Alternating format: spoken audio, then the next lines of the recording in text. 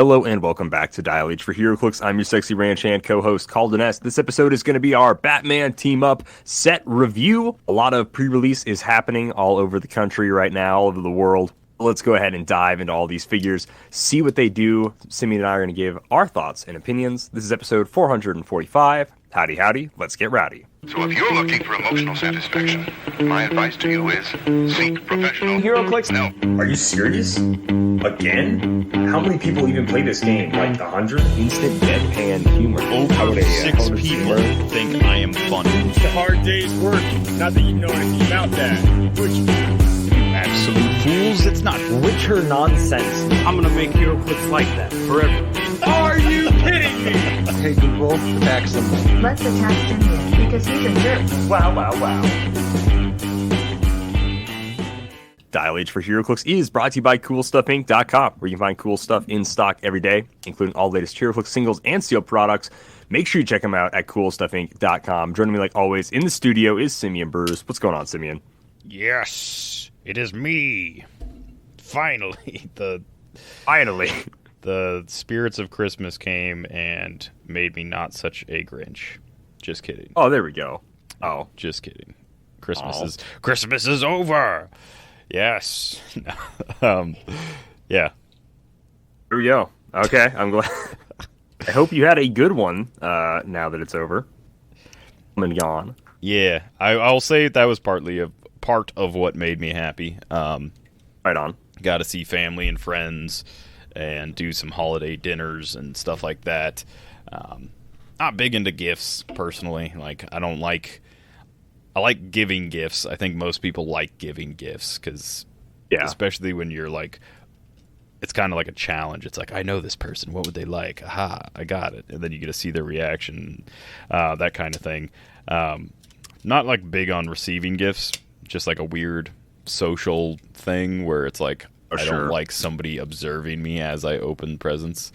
But yeah, was a good year other than the fact that I feel like people may be trying to send me a message because I got a total of 5 bars of soap for Christmas. Dang! Oof! Yeah. So instead of the normal like beard supplies galore that I tend to get, I got 5 bars of soap from different people. That's a lot. It is, right? Like, so one's like activated charcoal.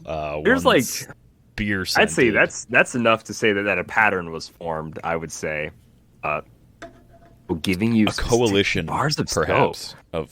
of people thinking like, hey, this guy needs to bathe better or something. Jeez. I thought my Nivea for men soap was fine, but perhaps not. Yes. Maybe I need to smell like activated charcoal more often, I guess. Isn't that like the stuff that like helps clean out your stomach? I thought people like I don't know. eat charcoal when they have like a stomach bug or something. All I know is it said lump of coal, and it was like a big black bar of. I mean, that's like kind of funny for the holidays, right? It is, yeah. It's very clever. So like whoever marketed it that way. That 1 bar of soap, that one gets a pass, but the other 4, maybe not so much. The one was like a holiday pack, so it was like, one's beer scented, one's like, I don't know, pine tree scented, and then one was like an aged oak scent. But yeah, I don't even recall what the last one was, which is sad because it's the one my mom gave me. So I think that one was peppermint or something. I don't know. Oh wow, okay. But yes, I have plenty of soap for all those listening at home. I will have plenty of soap going forward for probably a full year because these are massive bars of soap too. Not like those Dove bars of soap that last like a few rinses and they're like disintegrated. These are massive. These are like, I don't know, you could beat somebody with one. Oh, geez. Not the kind of soap you want to. Not the kind of soap you want to put in a sock because it will cause brain damage if you do such. But no, that made me happy. Also, weather's getting better. Also, I've been getting into my 3D printing, so that's another thing. And what was the last thing I was gonna say? I've been reading up on. I've been getting caught back up on some Marvel comics. Oh, sweet. Which ones? So I really wanted to get into. I never dove heavily into the X of Swords. Well, not X of Swords. I'm not there yet, but like the whole shebang that started with what's his name, Hickman, like the Powers of X and House of X or whatever the heck it's called. But like the formation of the Krakoa, and I got the premise of it, and I read like the first couple back and forth issues, but I got through those two, which is just like an entire build up for future events. So now I have to read like Inferno and stuff, and then I started reading like Lives and Deaths of Wolverine, and I think I'm gonna stop reading those because they seem just super convoluted. I want to get to the end to see if there's like some nice little bow that they wrap around it, but man, X-Men comics have kind of like, they are currently like jumping the shark while sending Wolverine back in time to jump the shark before they jumped it. And then at the same time, they're like, what if Omega Red is the shark? And you're just like, but what if Omega Red couldn't possess people in the past and like make them grow weird tendrils? What if that wasn't a thing? Have you guys thought about that? Didn't know that was a thing. It shouldn't be. Yeah, I don't know. And that's why I want to continue reading, because I'm like, why is this a thing? Like, why is Professor X's wet nurse, when he was a baby, suddenly growing, like, she gets like the Omega symbol on her forehead and suddenly it grows tendrils? And I'm like, that's not a thing that he can do. That's not a power he has. Travel back in time to possess people and make them grow tendrils. Yeah, that's... So energy vampire, yes. Russian, yes. These are the things I knew about.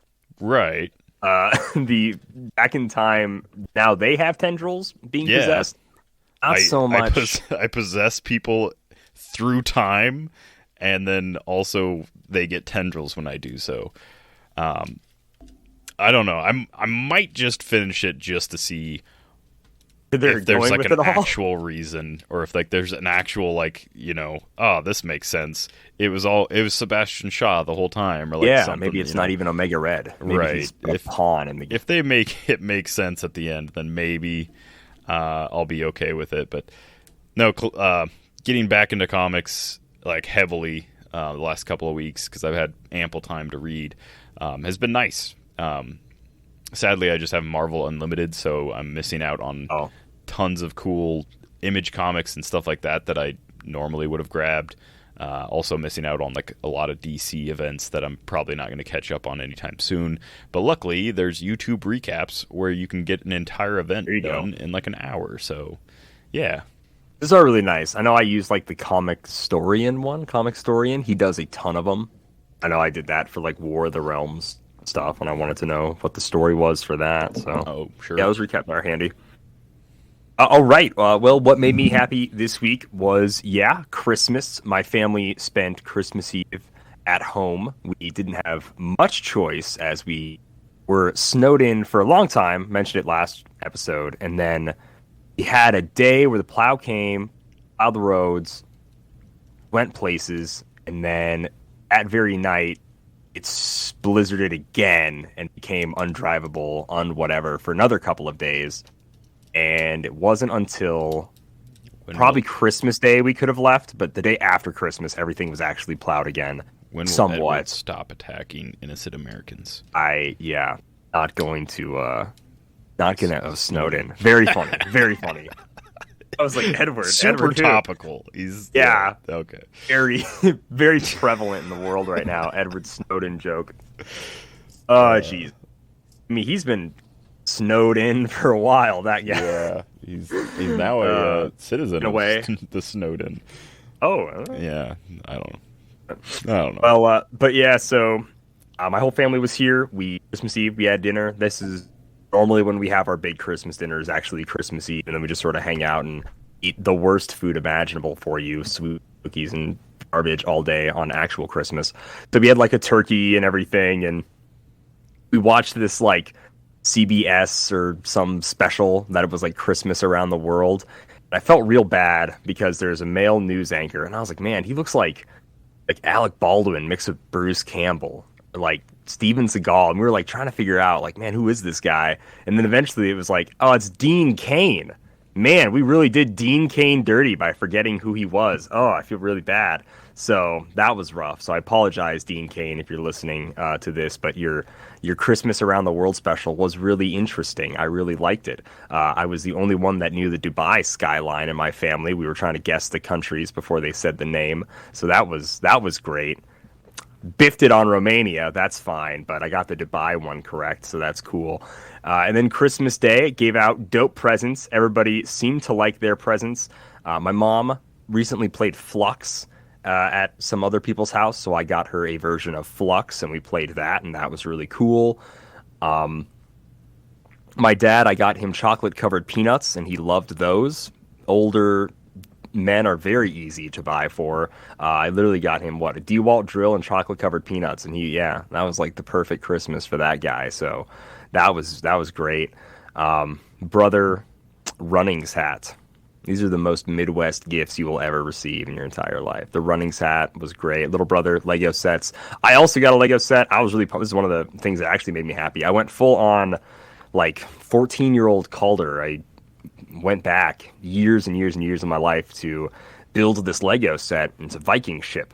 It's a creator set. And the Lego creator set typically has 3 different builds. It has a main build, and then it has 2 other builds that you can use the same pieces to build the set.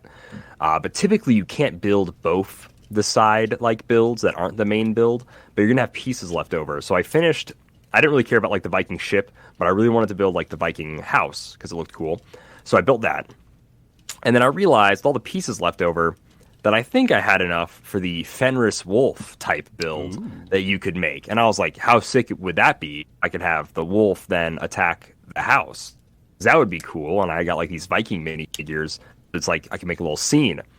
Well, almost instantly, I realized, okay, we are missing quite a few not core pieces, but little pieces here and there that we need to make Fenris Wolf.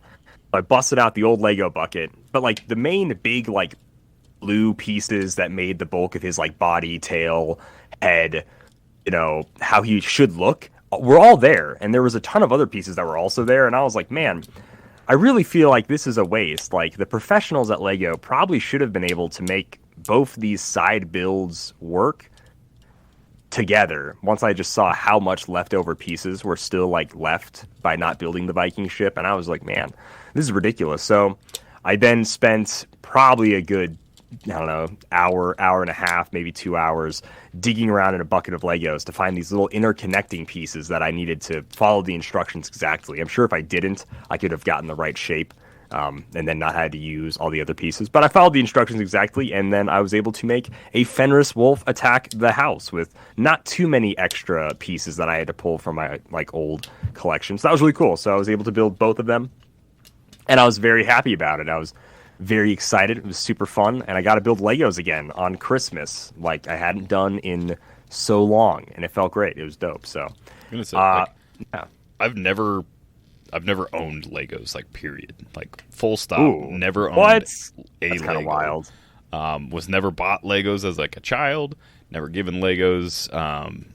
Never got into them as an adult. I've looked at Lego sets and I've been like, oh man, that's pretty cool. This is the Death Star or something in Falcon. Yeah. Some that kind of stuff. Lego is so intrusive as far as their IP reach. The things that they have Lego sets for.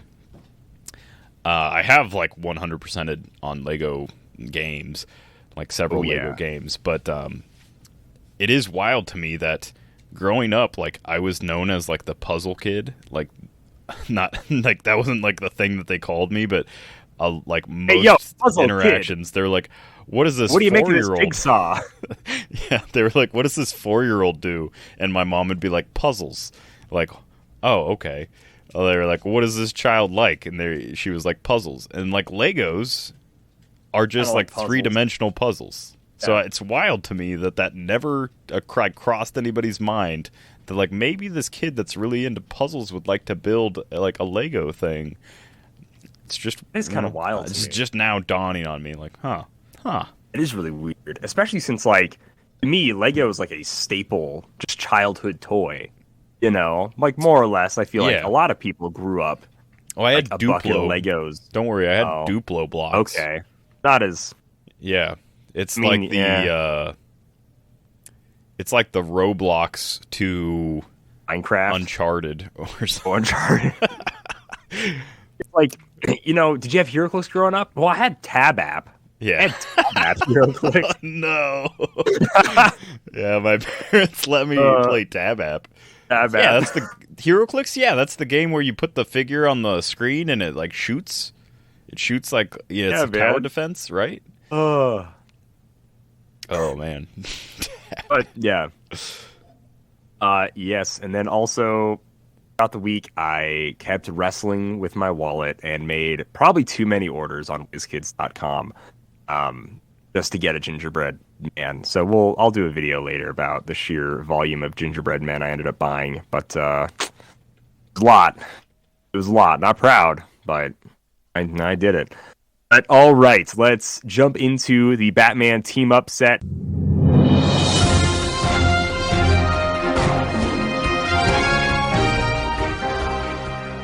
This set is wild. Last week we saw the poster for it, and I was like, huh, interesting. That's everything in the... Oh, all right, cool. We're not going to get into any of the constructs, obviously, or any of the equipment we have for seen right now. Literally every construct we've seen in the Wonder Woman set. The stats are slightly different, but yeah. Otherwise, they all do the exact same thing, just different colors, and the rings bring them out, yeah. Really quickly, though, WizKids did post an article about... I'm not going to read the article. I'm just going to... comprehensive rules, but this is the big rules change that is coming in the Batman team-up set. So let me just read this quick section here, and then we can get on with the set review. So, assigning equipment 25.2b in the Heroclix Comprehensive Rulebook. During force construction, each equipment added to your starting force must be assigned to a character on your starting force. You may not assign equipment to a character on your sideline.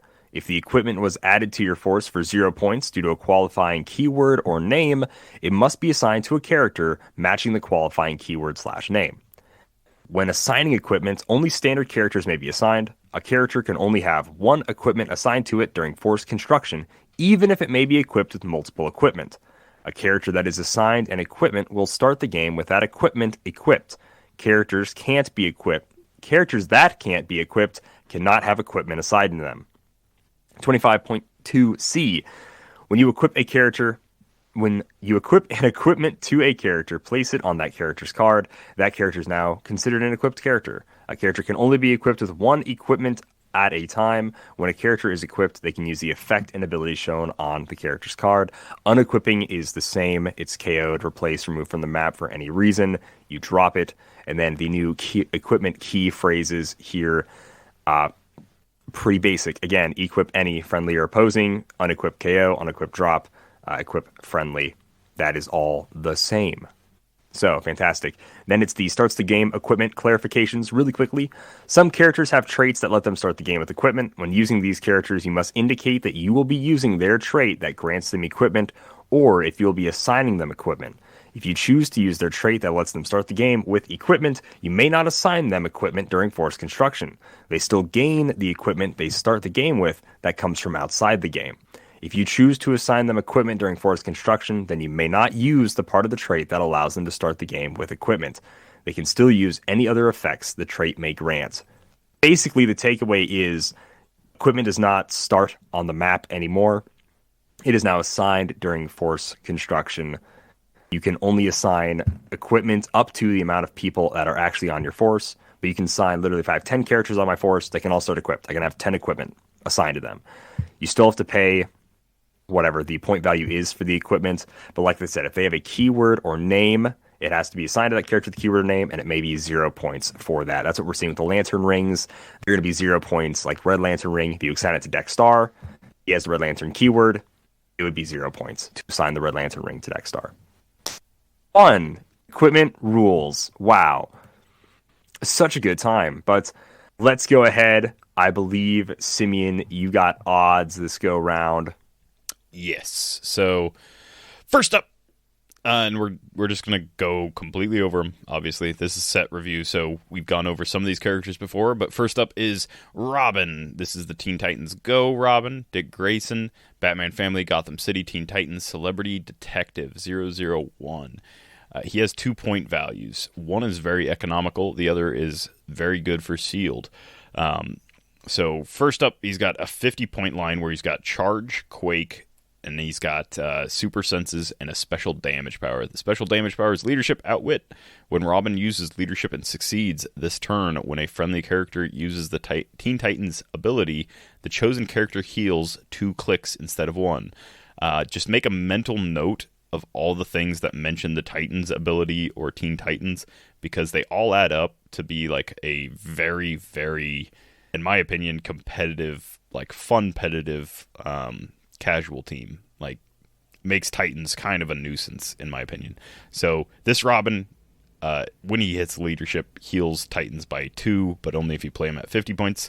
On his 25-point line, he's got all those keywords, and he starts with leadership, leap climb, precision strike, and combat reflexes. And then the bottom of his dial, clicks 5 and 6, he has plasticity, precision strike, combat reflexes, and 2 damage with outwit. So he's not a heavy hitter, but he is definitely a utility piece. He's definitely hard to deal with because he's got stealth and the Titans team ability.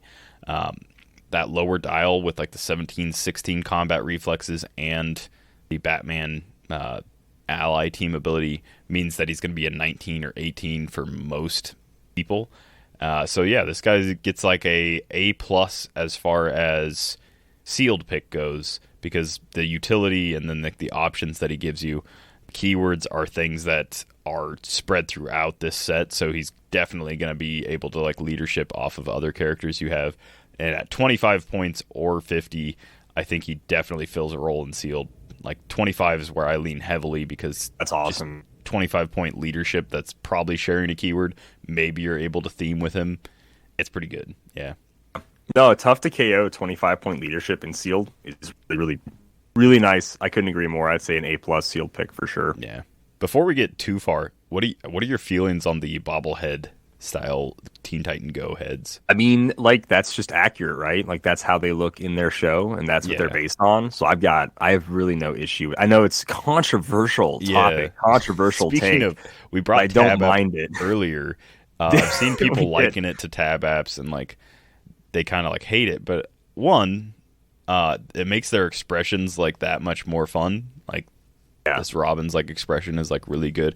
Also, like, as well as far as paint jobs go, I think they'll be the best face paints that we've seen in a long time, right? Which they should be, because their heads are huge. Massive, But yeah, like I actually don't care, because like you said, it's it's not comic accurate. It's like show accurate. It's accurate to the form that like it comes from. So yeah, I agree with that. And I think it's kind of funny if, I think some of them are really, really good. So some of these guys that kind of the same thing like WWE, and I was really hoping those would be like crazy meta, so that all the haters would like have to play them. Yeah. And I think there is like one of these Teen Titans Go characters that will see some meta play. So I'm really excited that like guys that might, hate the way they look are going to have to play them just because it's funny. Like they look like how they look in the show. There's nothing to argue about. Accurate sculpts, is that what we're at the end of the day, is this what we're bickering about, that their sculpts are accurate to their source material? And as far as like for the rest of the complaints that I've seen about the set, like the IPs and stuff, like these characters that can do 3 damage, these characters can beat up super, like all these complaints, man, I remember a time when Heroclix players were just happy to see a new IP. I mean, obviously it was before WWE, because everyone for some reason hated that like a real life person could beat up Batman and Superman and like the Flash, and it was like, yes, this is a game with rules that you have to abide by. But no, we'll get into it, because there's about to be a dog that does 3 damage. Yeah, and has a 12 attack Quake on some clicks, which. I wouldn't give myself 12 attack Quake, but and I think Scott Porter said it really well in reference to any of the Teen Titans Go or Scooby-Doo figures. In cartoons, and in Teen Titans Go especially, they're very cartoony. Same thing with Scooby-Doo. But they cartoons get Looney Tuned flattened. And they, will blow on their thumb or something to inflate themselves or whatever. Toon Force is a real thing in comics. It's ridiculous. Oh, yeah, that too. Incredibly powerful.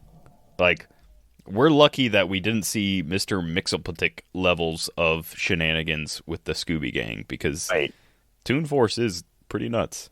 And as far as the Scooby Gang goes, I think they're designing them in a fun way, because let's be realistic.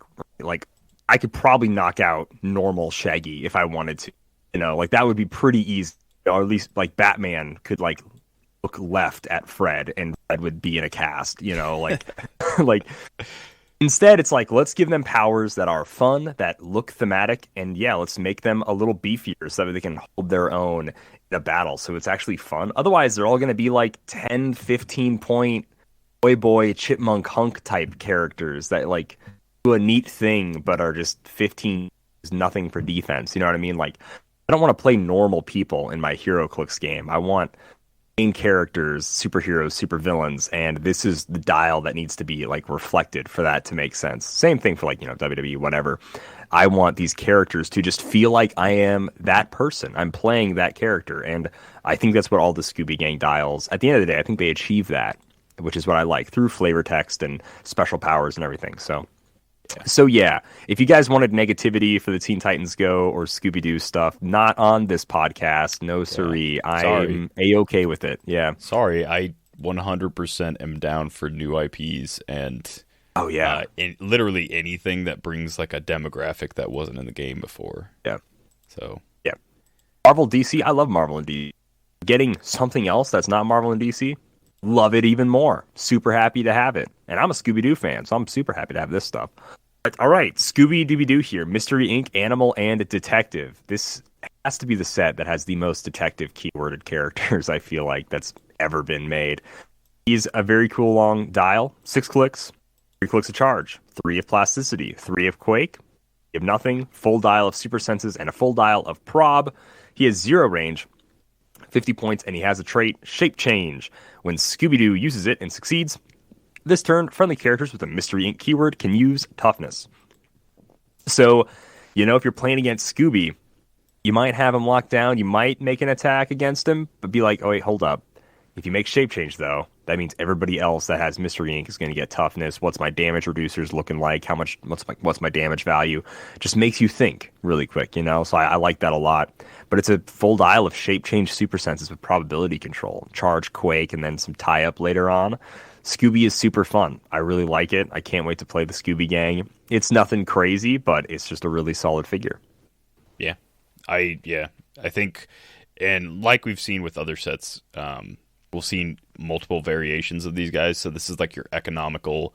I have a kid that wants to get in the game. He likes Scooby-Doo. Here's the easy to learn and also good figure that he can play. Right. And to go along with Scooby-Doo, we've got Shaggy. So again, Mystery Inc. and Detective. No animal on this guy, sadly.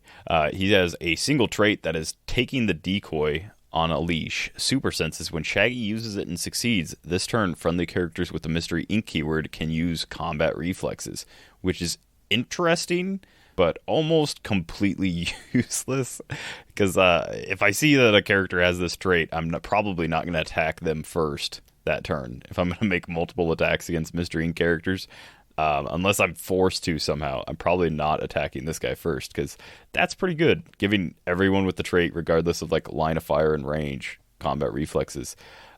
He does have to succeed on super senses as well, but still, it's just traded super senses. So he has 3 clicks of running shot with a 11, 11, and 12 attack. No special attack power to be spoken of, or attack power, period. And then he has 3 clicks of ESD with 17 defense. He has a full dial of perplex. His top 3 clicks are 3 damage. Bottom 3 clicks are 2. The flavor text on these, I guess I'll get into when I get done with this dial.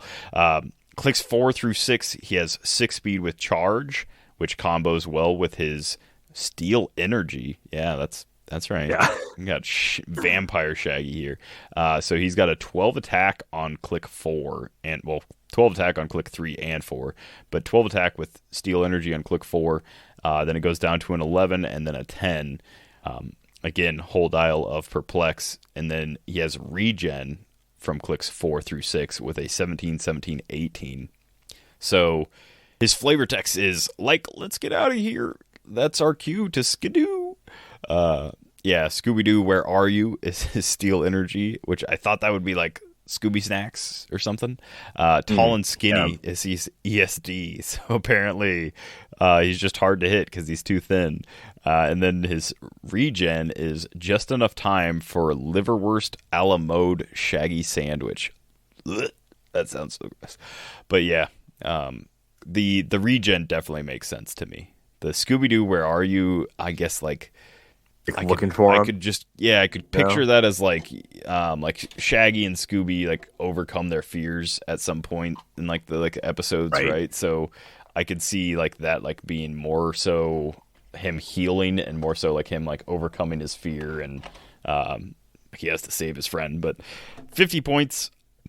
I like Shaggy. I like this specific one. I think on a fun themed team, and like there is an economical version of the Mystery Gang, I think he fills a vital role with that super senses, give everyone combat reflexes kind of thing.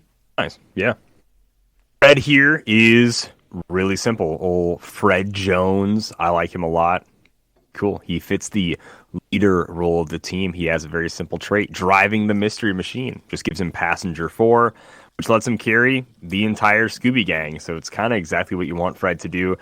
As his first 3 clicks are Sidestep with TK, defend his entire dial, and then leadership. So that's his first 3 clicks. He has all those powers for his first 3 clicks. And then he goes on to Force Blast with no attack power, and then support down dial. He does go up to an 11 attack with support, which is pretty nice. He does stay in 18 defend the entire time. I love his telekinesis, his Let's Split Up Gang. The thing Fred does, basically anytime they enter any house, creepy or not creepy, whatever, split up and look for clues. So it's like, all right, TK, you go over there type deal. Pretty simple. The defend being, and they would have gotten away with it too if it wasn't for us. That's pretty solid. And then, yeah, so it's a pretty decent Fred. I like the sidestep, which means he gets to carry everybody big 9 squares right away. Shaggy and Scooby both had a 17 defense. I assume Daphne and Velma, we'll get to them here in a little bit, probably also have a 17. So Fred handing out the 18 and then also providing the leadership just fits the role that Fred has on the team, and it plays like a good Fred dial. So it's probably my favorite like common, uncommon Scooby Gang dial is probably Fred here. I think he definitely just works the best.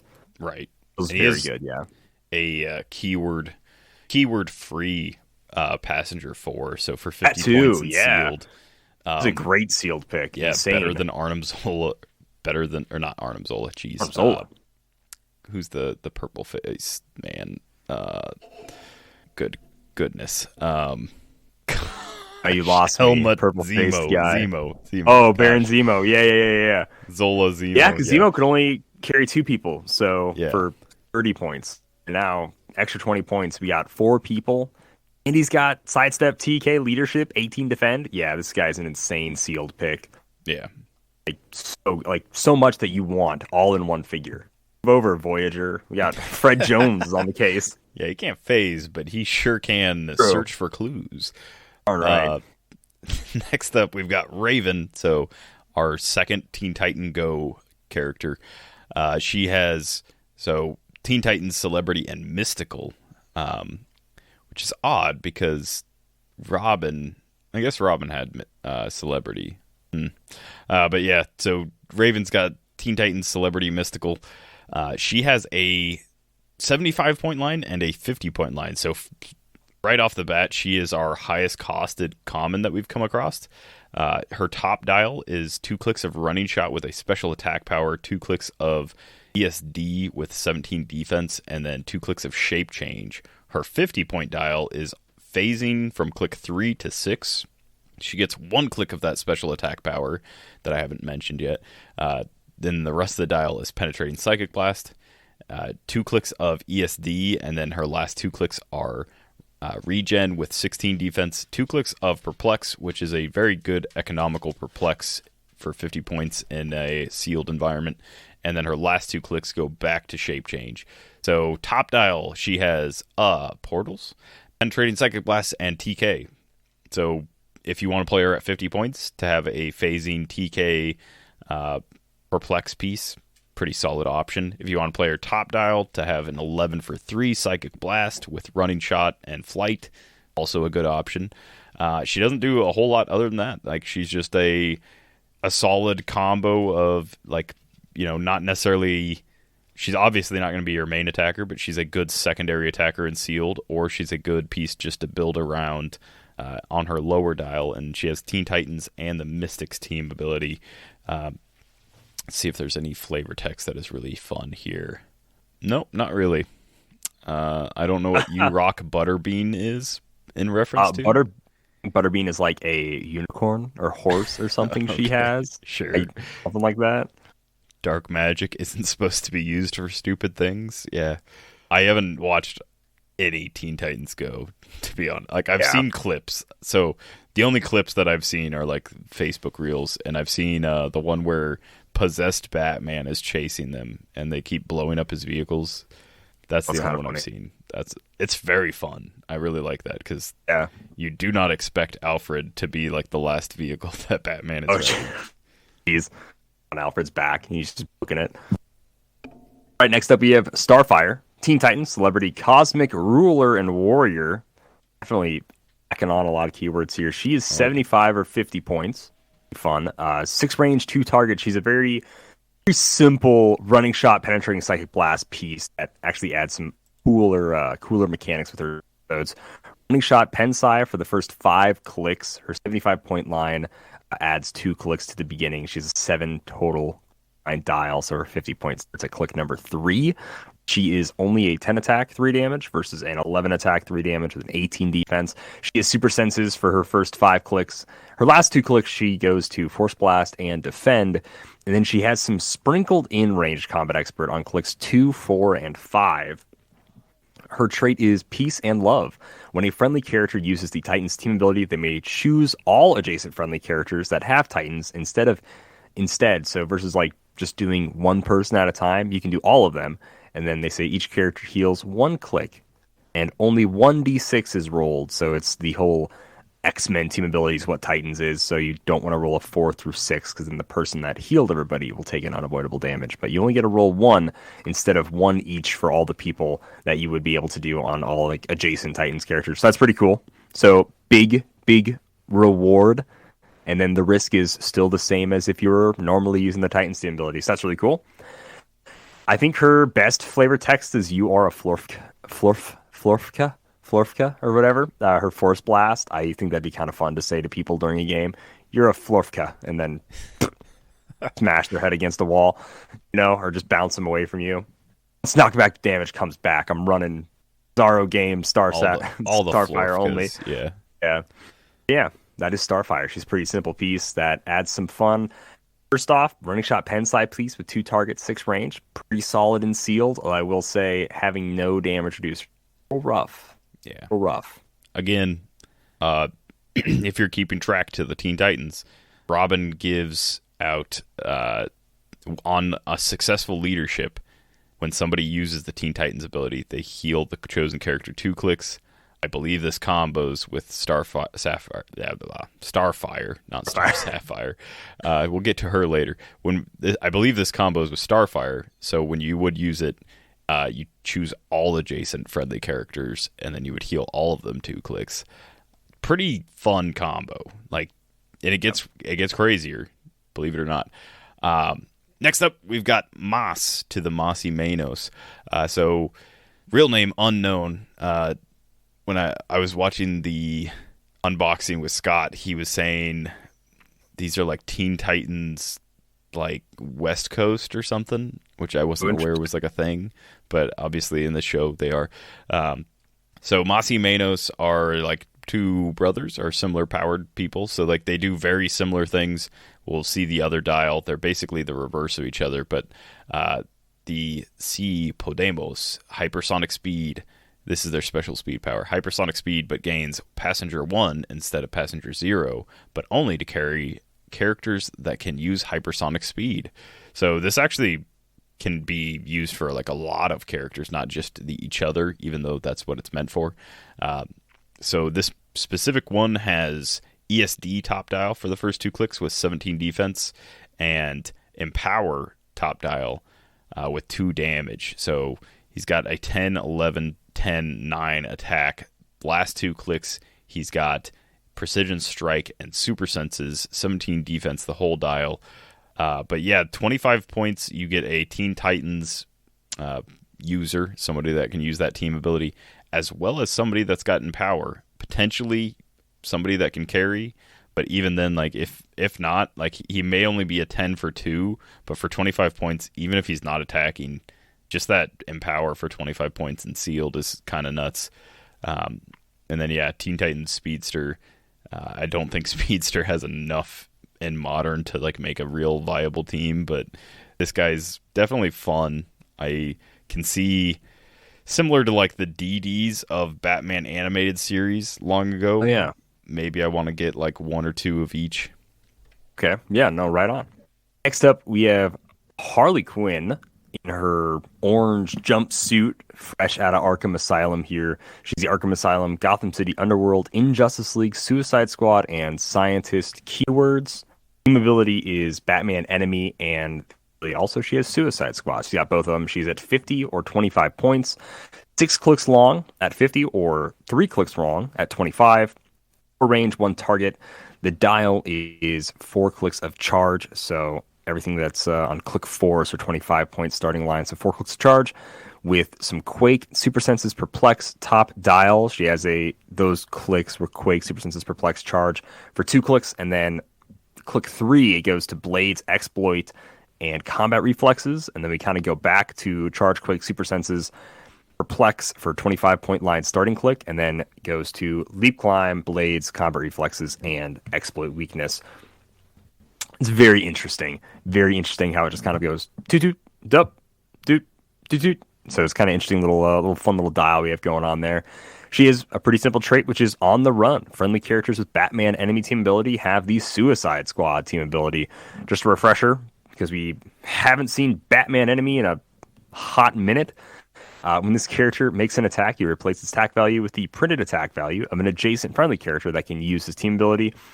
So you're going to want to hand out Batman enemy, sadly. She hands out Suicide Squad instead. Harley Quinn only has a 10 attack for the majority of her dial with a 9 on her last 2 clicks. She also just kind of has like 17 defenses. She's really nothing crazy, like stat-wise.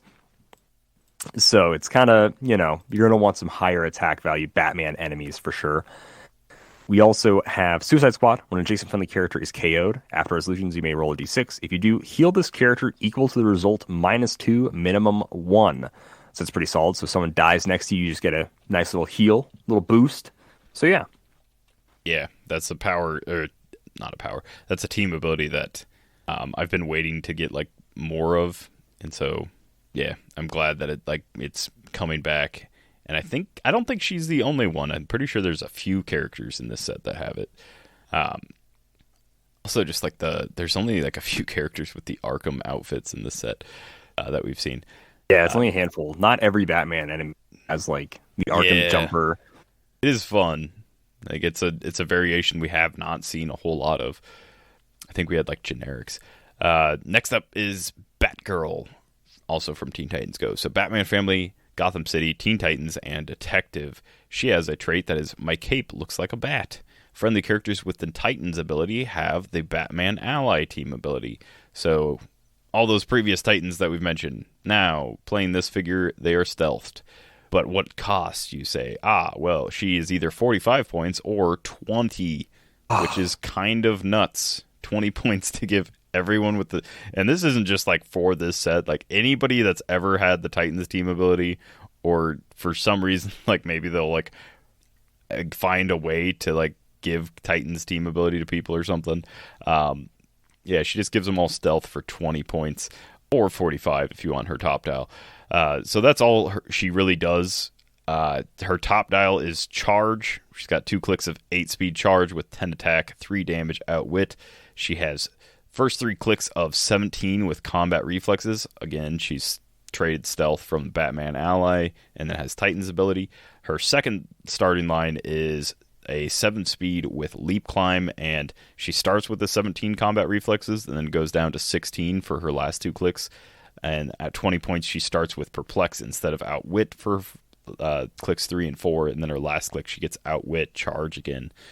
Very simple, but very important for like the whole Teen Titans Go armada that you are building currently, because so we've got somebody that increases how much they heal, we've got somebody that lets you heal all adjacent characters, and then we've got somebody that gives every one of those people stealth. It's kind of fun. Kind of crazy. So good, and she's just great, man. Yeah. A 20-point perplex is already good, and then everybody with Titans. Oh yeah, yeah. Even if you don't pull any other Titans, if you're just playing her 20 points for perplex, and she's got leap climb, so she can get anywhere with that perplex, and then like hopefully hindering and stuff. Like that is 100% worth the 20 points and sealed. Yeah, easily. So that's like probably one of my favorite Teen Titans Go sculpts. She has this big cheek smile and these like half eyes. Very funny. Yeah. So she says, "My cape looks like a bat. I've got a cowl shaped like a bat. I also got a utility belt." And then she's got grappling hook. Man. "No way. Bats are the coolest. You bet your sweet cupcakes we got this." Some fun flavor that's for sure. Bat fan. Likes bats. What can we say? Bats are pretty cool. All right, Daphne. We're getting so close to rounding out the Scooby Gang. Daphne here, again, clocks in at 50 points like the rest of the Scooby Gang and the common uncommons here.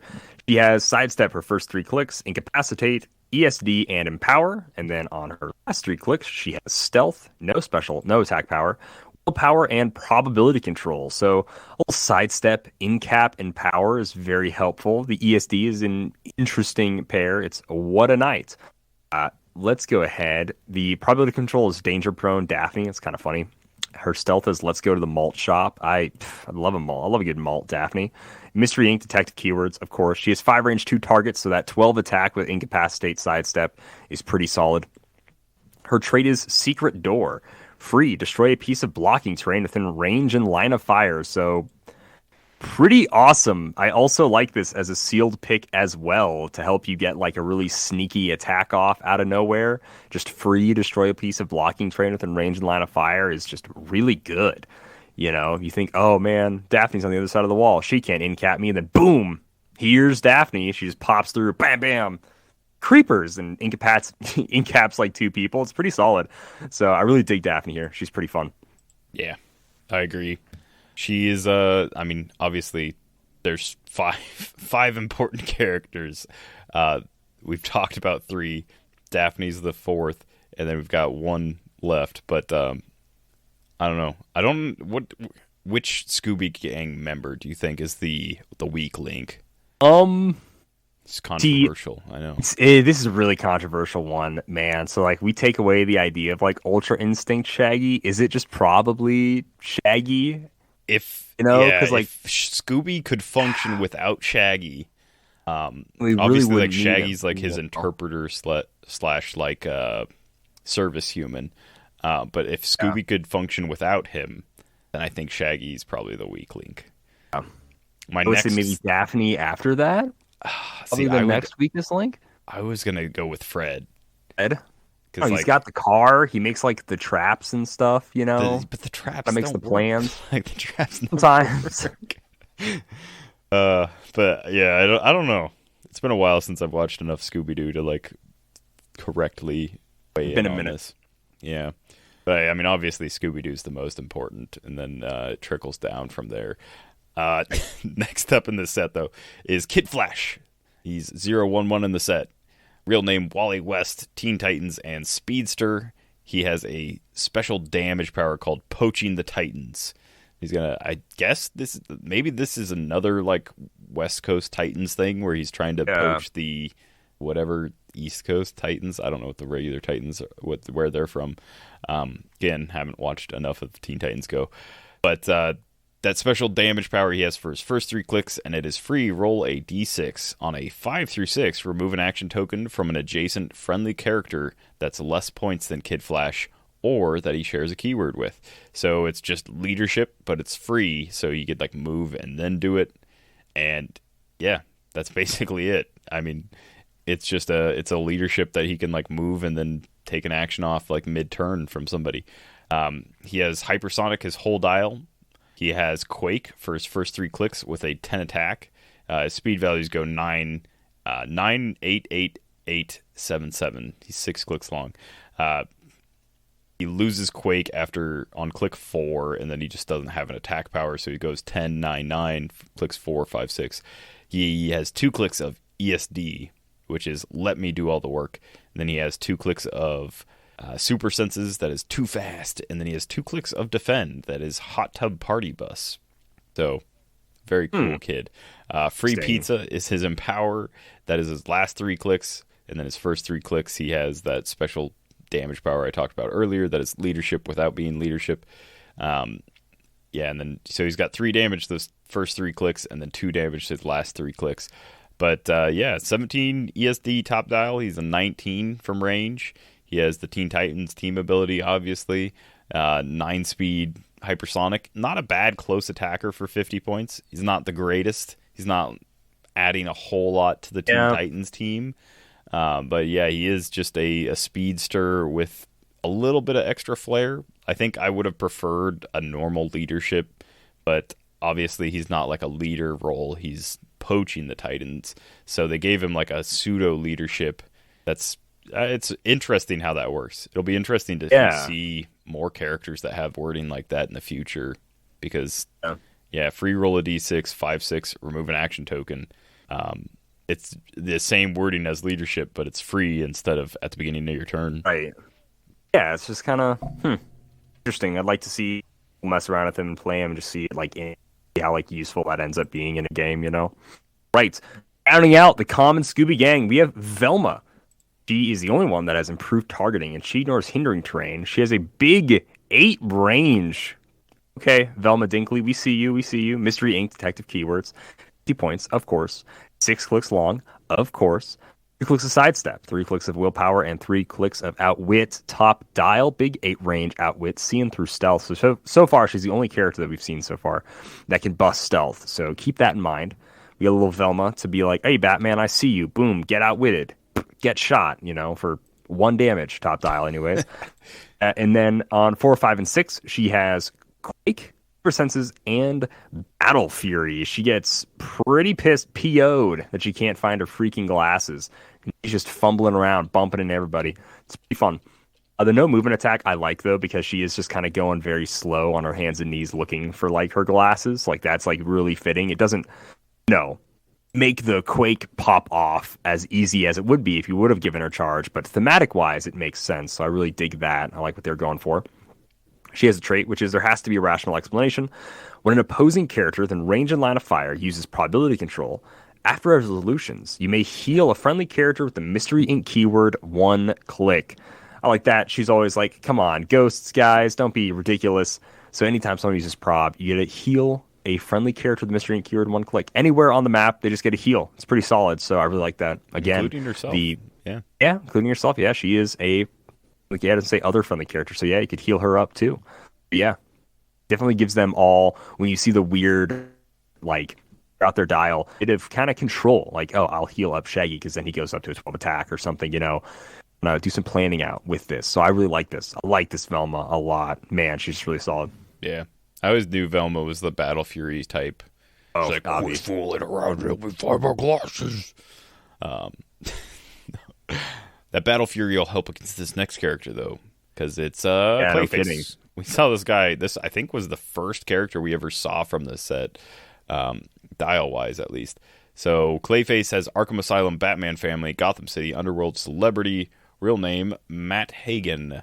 So he's got a special damage power, his whole dial. Very simple dial. 50-point dial goes from click 1 to 7. Full dial of plasticity. Full dial of invulnerability. Full dial of shape change. When Clayface uses it and succeeds, after resolutions, you may generate a Clayface duplicate bystander. protected outwit, so they can't outwit that specific power, his whole dial. He has the Batman enemy team ability, so he'll be able to lower dial, he'll be able to share higher attack values, or he can share his like 11 to somebody potentially if need be. His Clayface duplicate that he can generate has the exact same stats as him if you look at clicks 5 through 7. It is a 6 speed, 10 attack, 17 defense, and 3 damage. The duplicates do not have shape change, but they do have the plasticity and invulnerability powers. They're not autonomous or any special like speed or anything like that. So yeah, they're just tie down, hard to kill kind of things. I mean, not super hard. It's a 17 invuln, but you do have to sink 3 damage or pen damage into them. You do have to waste an attack either way, and there's no way to really get rid of Clayface's shape change unless you have Battle Fury like Velma did. But yeah, there's just a very simple tie-up piece for Sealed, and I think like how tie-up pieces have worked for me in the past. Top dial, he's got 8 speed, 11 attack, 4 damage. If I can't keep him on that, I'm fine with him being low like dial and potentially popping out a few of those bystanders and just really sinking somebody's chances of breaking away. Like they just, with the new rules around plasticity, the only way they're ever going to succeed is if they also have plasticity or they get really, really lucky. Like I like it. I think for 50 points, he's definitely something I'm going to consider over other figures that we've spoken about already, but it just depends on what I pull. Yeah, I think so, but man, it's such a good Sealed pick, though. Just chewing through all of that in Sealed environment, annoying. Man. Oh, have we seen any pen damage as we saw? So far, I don't think. So, like, Harley had Exploit, and Fire then we had saw, it. Yeah, Raven has Psychic Blast. Raven. Yeah, but I mean, Starfire and Raven can't do that if he closes the gap and has plasticity with, like, they can't do those ranged combat things. So really, so far in the common section, there's only one figure, and that's Harley, and that's on off clicks. Like, you don't start with Exploit. So yeah, you have a fairly good chance of, in Velma, even though she's got Battle Fury with a 3 damage, she's only doing 1 damage at a time unless you have that Outwit active or something and can get rid of his invulnerability. Yeah. Except we got the Batman, Amazon, Batman Family, Gotham City, Justice League, Metropolis, Trinity, Detective, and Scientist. Is that enough keywords for you, fellows? Are you satisfied with the amount of keywords that Batman has? Is the Batman ally team ability, of course, and he has the wild card or team player team ability. Has a 75 and 50 point line. First 3 clicks are 75 point line. Last 4 is 50 point line. So that means click 4 begins his 50 point line. So first 4 clicks, it is Charge, Combat Reflexes, and Perplex. He has those for his first 4 clicks, and therefore his starting line on his 50-point line, his last 3 clicks, he has Flurry with Outwit, and then Combat Reflexes continues. He has no attack power the entire dial. He has 4 range and 2 targets. He has 1 trait, which is Rally, green with a 3, which is all attack rolls, friendly and opposing. So probably going to stack up quite a few 3s, I'd imagine, just by it being green. Free, remove one of Batman's rally dice to choose a friendly character within range and line of fire. Until your next turn, the chosen character has Safeguard, Opposing, Perplex. So don't be perplexing down my darn values. It's not the best rally. It's okay. I think it's adequate for the fact that you'll be able to do it probably every single turn all the time. The amount of 3s that are going to be being rolled by both players. So it really shouldn't be that strong. It's not going to be like a Red Rally 5 or 6 or anything crazy. It's just going to be like, can't be targeted by Perplex. You'd still modify my values negatively with like police team ability or something, but no Perplex. Not here. So that's a 75-point Batman. A little squishy. He needs the stealth. He's got the full dial of combat reflexes, so if you play him right, he should last a pretty long time. But if he gets out in the range or someone stealth busts him, he has no reducer, so he will go down like a sack of potatoes pretty quick. Yeah. And we do not see any trade with like Bat utility belt, even though the sculpt clearly shows the utility belt on him. Yeah. I do love his lower cost where maybe he closes the gap and makes an attack like a 12 for 3 attack, and then he gets, in Sealed, I think you can bank on getting hit for 3, maybe 4, but more likely 3 most of the time. And so if this Batman does survive a hit at his lower dial, he does become a flurry with outwit, and that's always a dangerous combo. Also, he does have, for whatever it's worth, he has the team player, so yeah, he can copy like Teen Titans. He doesn't get all the benefits that they get, other than like the fact that like, people can be healed, and like if he's one of the adjacent ones, then like the whole field of people can be healed, stuff like that. But we see in the next 2 characters, we'll see other team abilities that are probably better to copy. So next up is Superman, the Big Blue Wonder, or whatever he's called. 015, he's got Amazon, Batman Family, Gotham City, Justice League, Kryptonian, Metropolis, Trinity, and Reporter. Wow, all of those keywords. He has a Blue Rally 1, which, like we saw with previous characters with like the Blue Rally, tends to trend downwards. It's like a, I rolled bad, but hey, here's a rally die that I get for one of my characters. His is free. Remove one of Superman's rally dice to remove an action token from a friendly character within range. His range is 5. It's a pretty decent rally. If you roll like, if you're not rolling like a crit miss, that's definitely like, you give Superman a rally 1 and it doesn't feel so bad because next turn you can just take an action token off somebody. It's better than like a willpower, because if you have a couple of these stacked up here, you can just have somebody act every turn without having to worry about like rolling a specific thing or whatever. He just actively works with that. So he has improved movement, which I believe outside of leap, climb, and flight, this is the first printed improved movement in the set, and that is destroys blocking. So whenever he moves through blocking, he destroys it. He has a special attack power from click 1 through click 6, which is all of his starting lines. So he has 3 starting lines. He's got a 150-point line, a 75-point line, and a 50-point line. His attack power is Arctic Breath. When Superman hits with a range attack, choose one to last until your next turn. A hit character can't use stop, or a hit character gains immobile. Both very good in certain situations. This is only for range attacks, which makes his top dial a little wonky, because his top dial, he starts with charge and close combat expert. So he's a 13 for 5 with close combat expert, or just, if he gets outsiders, I guess he's a 12 for 4. But still, charging in 12 for 4, pretty solid. If it can be a 13 for 5, even better. Top dial, he has a 10 speed charge, then he drops down to an 8 for the next 2 clicks. He does have flight. On his second starting line, he has the 75-point line. He starts with running shot and an 11 attack for 4. So again, you could hit somebody 11 for 4 and then say they can't use stop until your next turn, or say they gain immobile until your next turn. Both very good options. At his 50-point line, he has the exact same running shot, 10 attack, 17 invuln, 3 damage with leadership, and he has that special attack power. So very economical options for that specific power. He only has 5 range, but he also does have the Superman ally team ability, which means that he can see through hindering. Giving somebody immobile, especially if they're a charge or like running shot piece and they like don't have the range, pretty solid. Like might limit their options quite a bit. And if they are a big like heavy hitter and you just say they can't use stop and you have some follow-up attacks, even better.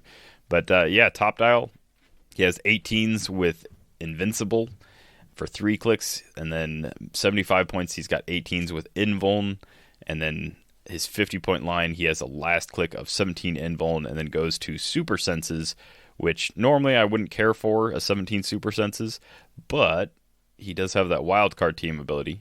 He also gets, for whatever reason, energy explosion on his last 2 clicks with hypersonic. So yeah, the last 2 clicks you get hypersonic, you also get close combat expert back on those last 2 clicks.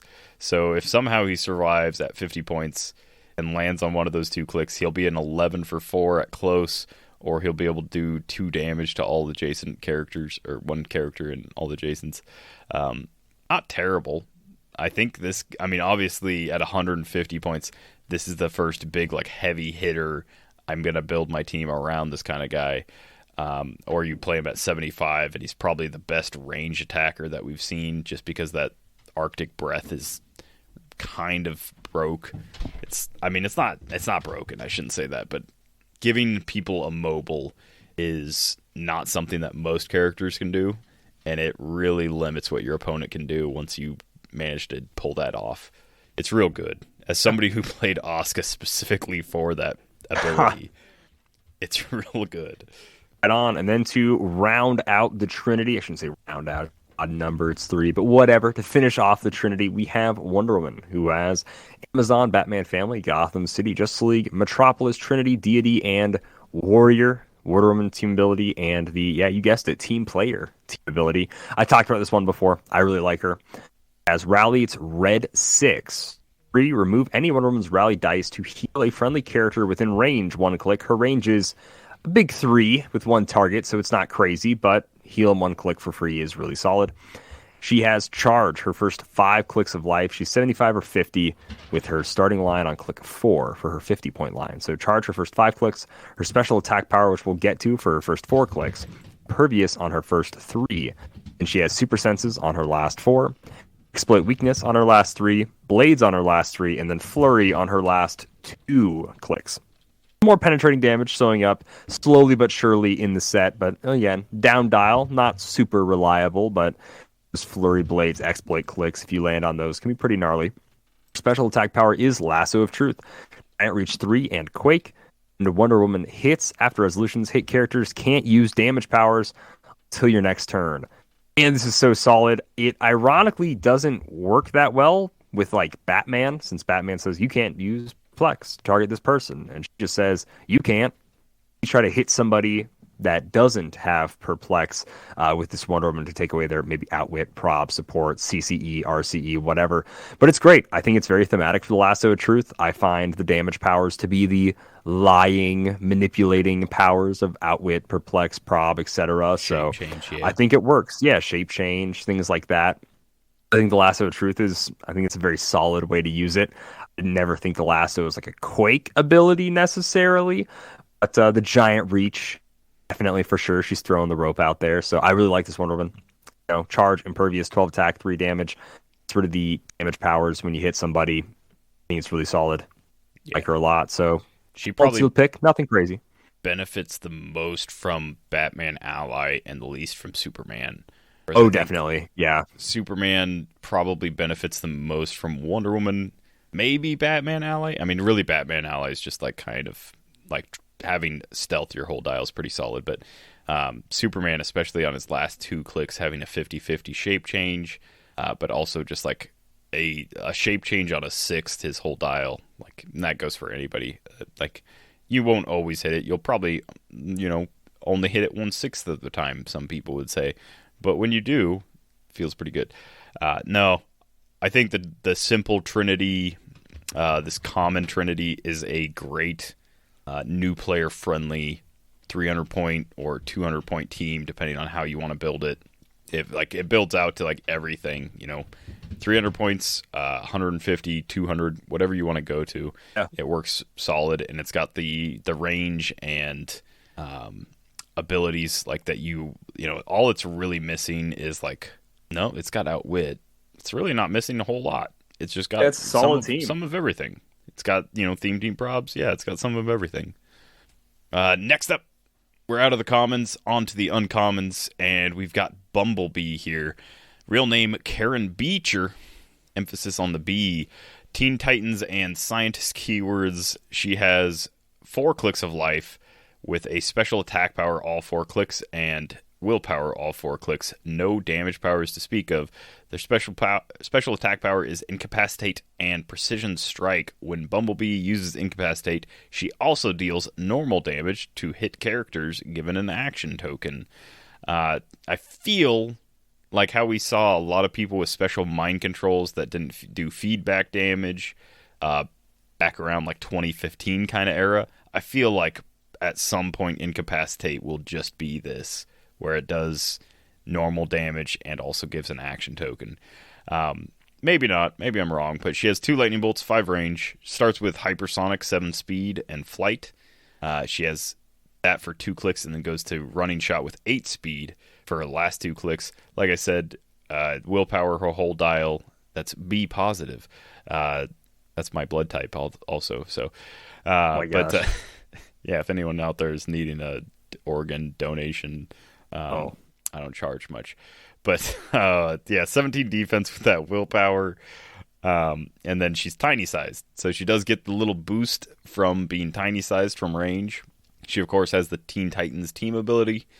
She also, can benefit from all of those previous people. So she can get the stealth. She can be healed.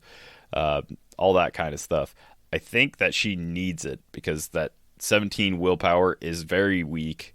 Like, that Superman can just one-shot her if he charges in. But she's only 40 points, which is a big thing. She's a very economical little piece. She's a tie-up piece. She's hypersonicking in. She's incapacitating. She's precision striking. She's doing all that kind of stuff. Definitely a piece that is worth adding to your team if you already have enough Teen Titans. I don't think I'm going to build around her, but in Constructed, I wouldn't shy away from using this one with the rest of the Teen Titans, because the Teen Titans all together they add enough stuff to each other where somebody or a character like this where it's got a little bit how would you say it's lacking a little in the power output and the damage output. Right, yeah. You add in the rest of the Teen Titans and it makes up for a lot of that. I'd say so. And then she just kind of fits as a more tertiary extra attacker kind of, little poker piece. It's just kind of like the Wasp, I guess. She just kind of stings you. Right. Yeah, she can be carried by everyone else because she's tiny. The first tiny Titan that we've seen. Like her hypersonic is, my power isn't making honey. Then her running shot is just pancakes. Just pancakes. Pancakes! Pancakes! Exclamation point. B positive, so we get 1 B pun in for her willpower. It's kind of very interesting. Very interesting. Whoever named her Karen Beecher. Beecher. Yeah. Beecher. Very interesting. Very interesting name. Next up, we got Robot Man. Simeon talked about Robot Man on the podcast. He is pretty awesome. I think he is, again, another top pick from both of us for sealed, and a super top pick for a battle royale if you play in this set. I would just really think as far as Robot the Man here. Commons, uncommons go, the wants of things that you can pull is somewhere mixed between number 1 being Superman or Robot Man, because they're your big power heavy hitters in the common dial slots. Stout defense, damage, they got it. They got it all. So, ability, Outsiders. For those that don't know what Outsiders does, you choose a character, you can include yourself within 6 squares in line of fire. Until your next turn, the chosen character's combat values can't be modified. Down somebody that's got their defense perplexed up, or if they got RCE, boop, no you don't. You can't have your defense value modified. Combat reflexes, ESD, etc. Shut all that down. Or if they've got police team ability or something, and you don't want your values negatively modified, you can use it on yourself. So it's pretty cool. It's a very versatile team ability. He has improved movement, ignores blocking terrain, and destroys it as he goes through it, which is always great. Big fan. Doom Patrol and Robot keywords, 100 points or 50 points. He is 9 clicks long with his 50-point line starting on click 5. Super strength the whole dial. And then his defense and damage powers kind of go in these little sections where he's got impervious, close combat expert, and then for 2 clicks, then toughness, battle fury for 2 clicks, back to impervious, CCE, then 2 more clicks of toughness, battle fury, and then on his very last click, he gets impervious and CCE again. He goes charge on every other click number, so on all of his odd clicks, he has charge. On all his even clicks, he doesn't have charge. And there are pros and cons of playing him at either point value. Playing him at 50, you really only lose 1 to defense, 1 to attack, but you lose a big 2 to speed, which means he's only charging 3 squares as opposed to 4 within 8 speeds. That's something to remember. So he's only at 11 for 4 on his 50-point line with a 3-square reach versus an 8-square reach. He's a 12 for 4 top dial. And then he's an 18 defense versus a 17 defense. So things to keep in mind. I like the long dial. I think it's great for 100 points. He has traded willpower, and when Robot Man uses it after resolutions, you may move him up to a number of squares equal to the result. And that's just when he uses it. Doesn't have to succeed. It just uses it. So every turn, when he rolls willpower at the end of your turn, you just get to move him that amount of squares. Even if it's a 1. It's a free 1 square. It's really solid. Yeah, best result, not only do you remove an action token, but you're also moving basically his speed value. And then, like worst case, it's slightly worse than sidestep. But like the median, like it's way better than sidestep. 3 squares or 4 squares, it's better than sidestep. Yeah, no, Robot Man solid. That's basically it. He's a simple figure, but he's got good reducers, good stats, dial. Yeah, I think I haven't. So I'm like season 2 of Doom Patrol. Obviously, it's like probably one of the best DC. I don't know. I'm gonna go out on a limb and say it's the best DC show. Wow, that's come out in a while. Like CW stuff was like okay, Supergirl pretty fun. Doom Patrol, it's like, I mean, they get into like some heavy topics and stuff, but it's like it's actually like one of the better shows, and it's not like all superheroing all the time. One of the things I really admire about the show is they just like straight up don't save the day quite a bit. Sometimes they like make it worse, and I think that's like really admirable that, you know, you've got like a team of heroes, quote unquote heroes, and that like straight up they just don't have a thing they can do that saves the day, and there's no like Deus Ex Machina. Ex Machina. There's no Deus Ex Machina where they get to like, oh, Cyborg realized the heart of the cards and plugged into the mainframe and shut it all down and we win. Like that just doesn't happen like most of the time. Sometimes they just lose, and they like, you know, it's definitely not for kids. That's for sure. Compared to Teen Titans Go, it's the opposite of that. But no, it's a really good show. Next up, Red Raven. Don't know who this is. It's Rachel Roth, I guess. Rachel Raven, Roth red. Is it's just not Raven. Oh, it's Raven. It's the same name as Raven, so this is just her in a costume change. Okay. So Teen Titans Brute. So this is when she's angry. Celebrity, monster, and mystical. A couple keywords that the common Raven didn't have. So yeah, this is the common Raven, but angry and red. Red Rally 6. Remove 2 of Red Raven's rally dice. 2 of them. If you do, this game she has Steel Energy, Colossal, and Power Cosmic. Cosmic Energy. Not Power Cosmic. Jeez. I'll never not make that mistake. Yeah, it's just going to keep happening. Yeah. Maybe. So she has to remove 2. It's a Red Rally 6, but for the rest of the game, you only do it once. For the rest of the game, she gets Steel Energy, Colossal Symbol, and Cosmic Energy. So pretty darn solid rally die as far as things go.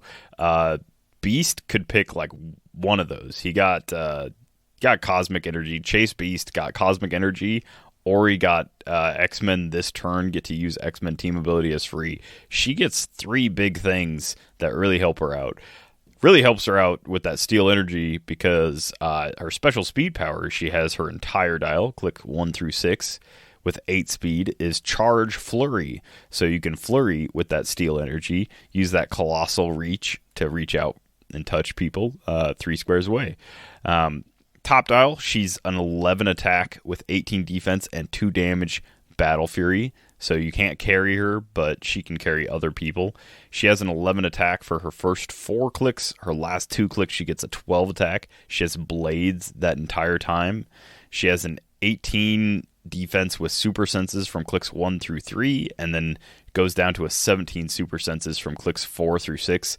So her one big weakness is no reducer. She has 75 points. Bottom dial, clicks 4 through 6, she has, with that Battle Fury, she has 3 damage instead of 2. Obviously, I'm probably bladesing with her all the time. I'm probably flurrying all the time. So, it doesn't really matter too much what I'm doing if I'm going with like the 3 or if I'm rolling for the blades. Pretty solid figure. And then, she also has a trait that is, tell us how you really feel, Raven.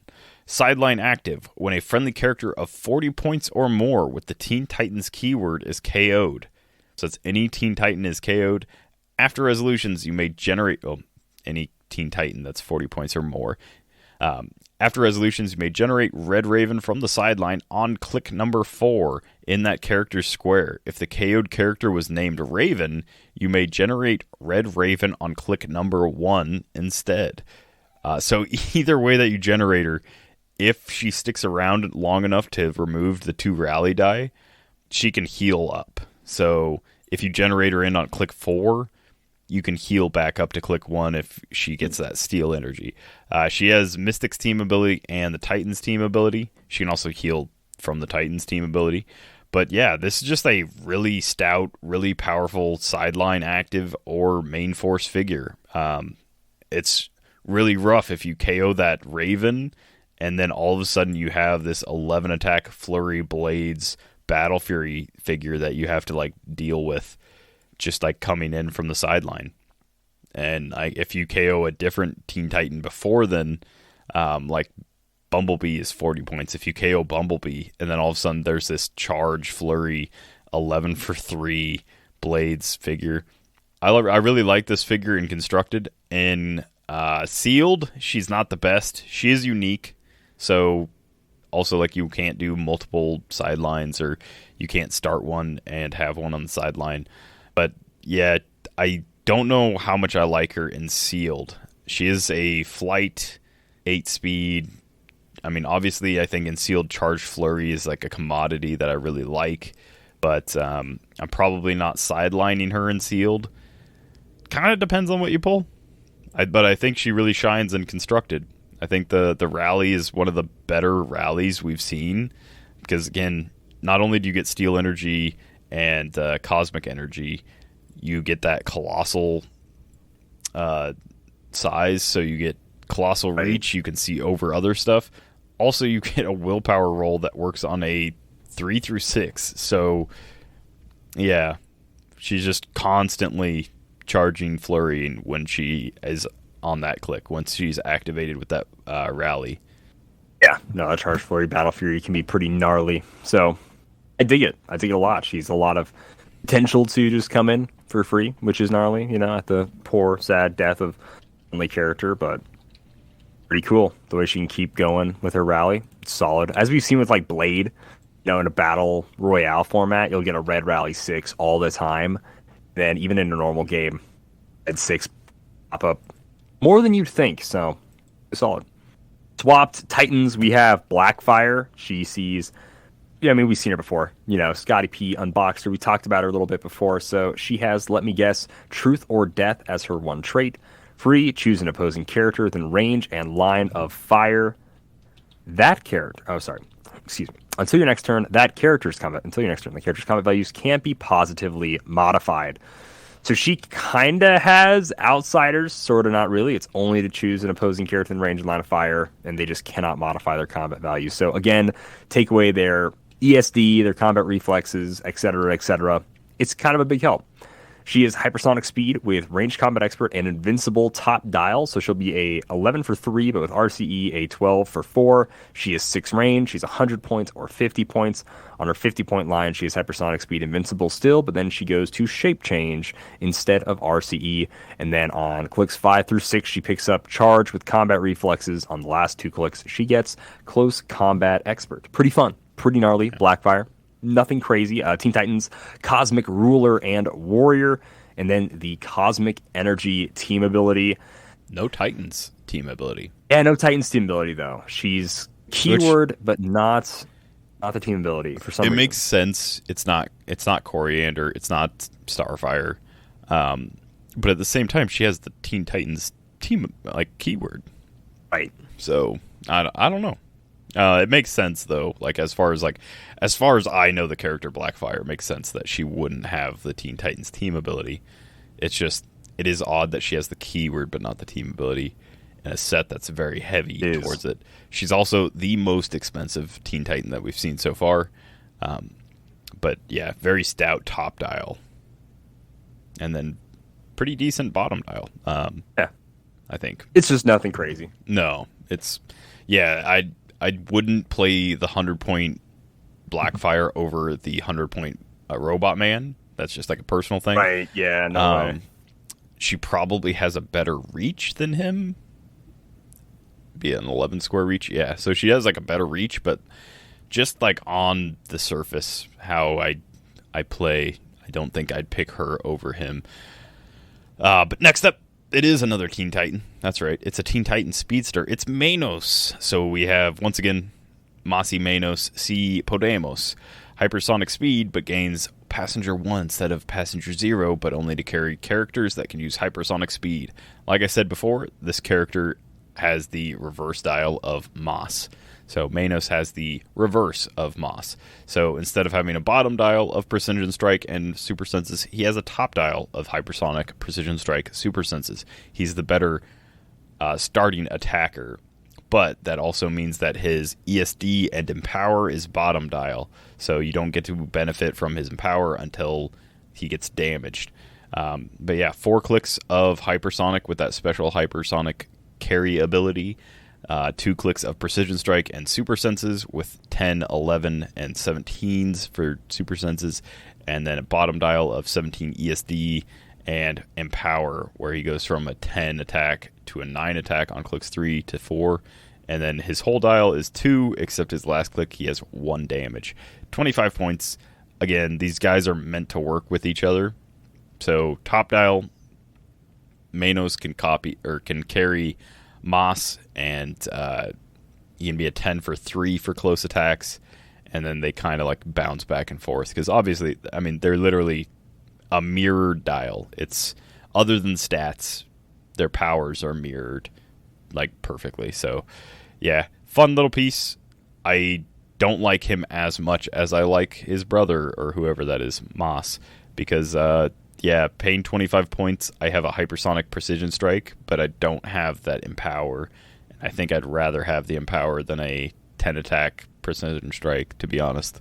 Yeah, I'd agree. You know, obviously they work well together. The Empower for like a 10 for 3 as opposed to it, but yeah, still just being a 10 attack is it's kind of rough. Kind of rough. What can we say? I don't know. Yeah, it's kind of rough. He's all right. He's fun. I think they'll be hilarious to like play together. They kind of look goofy, you know. They're silly little dudes, but one's got a plus, one's got a minus. Yeah, little pink hair. Fun. Poison Ivy next up to go with your Harley Quinn. That's also in a orange jumper. 50 points, 25 points, just like Harley. I'll not quite the same way, like how Harley had hers built, I suppose. This one has a trait and a special attack power for some of it. So from the characters, Batman enemy can use stealth. That's pretty darn good. Pretty good. Pretty darn freaking good, right? Yeah. So there's a lot of Batman enemy. Not necessarily in modern, but like throughout HeroClix history, there's a lot of Batman enemy that's suddenly getting stealth. Pretty good. They're just all getting it, baby. So yeah, no, it's gnarly.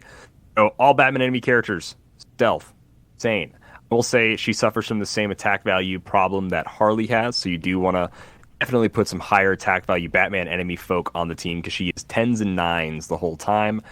She has a special attack power on her first 2 clicks, and on her last click, it's Careful Boys, I Bite, Poison, but deals damage even if moved or placed this turn. So this is really sick. I really like this, and makes her a prime candidate for the red ring. I think she'll do some nutty stuff, and if she had that special attack power on her 25-point line, she would be insanely meta. Although I will say, still think she is, because she's just kind of a shredder. Once you give her the ring, she's a 60-point shredder. But it is just once. It's not move actions. So there's kind of some things around there, but I think she's going to see play with this. It's ping damage, you know. Moved her place, boom, deal them 1 damage. Give her the red ring, now it's penetrating poison. That's pretty darn good. She also has stealth, combat reflexes, mind control, and perplex top dial at 50 points. Bargain to me. 4 range, 1 bolt, you know. Down dial, she has normal poison, combat reflexes, and exploit, so there is some starting exploit there, but again, just leading with mind control isn't really that great. And she has some super senses. About when I first saw her, I definitely didn't think about like red ring, just like, and this isn't as prevalent nowadays, but yeah, like red ring, just like carrying her up, TKing her out, whatever, getting her across the map, dropping her next to some colossal retaliators, and just being like, bam, poison. That's definitely right. Like that's, I don't know. I think it's great. I think that's worth the like 60 points or whatever it would cost. And yeah, she's a friendly character that has Batman enemy, so she has stealth with combat reflexes top dial, so pretty solid.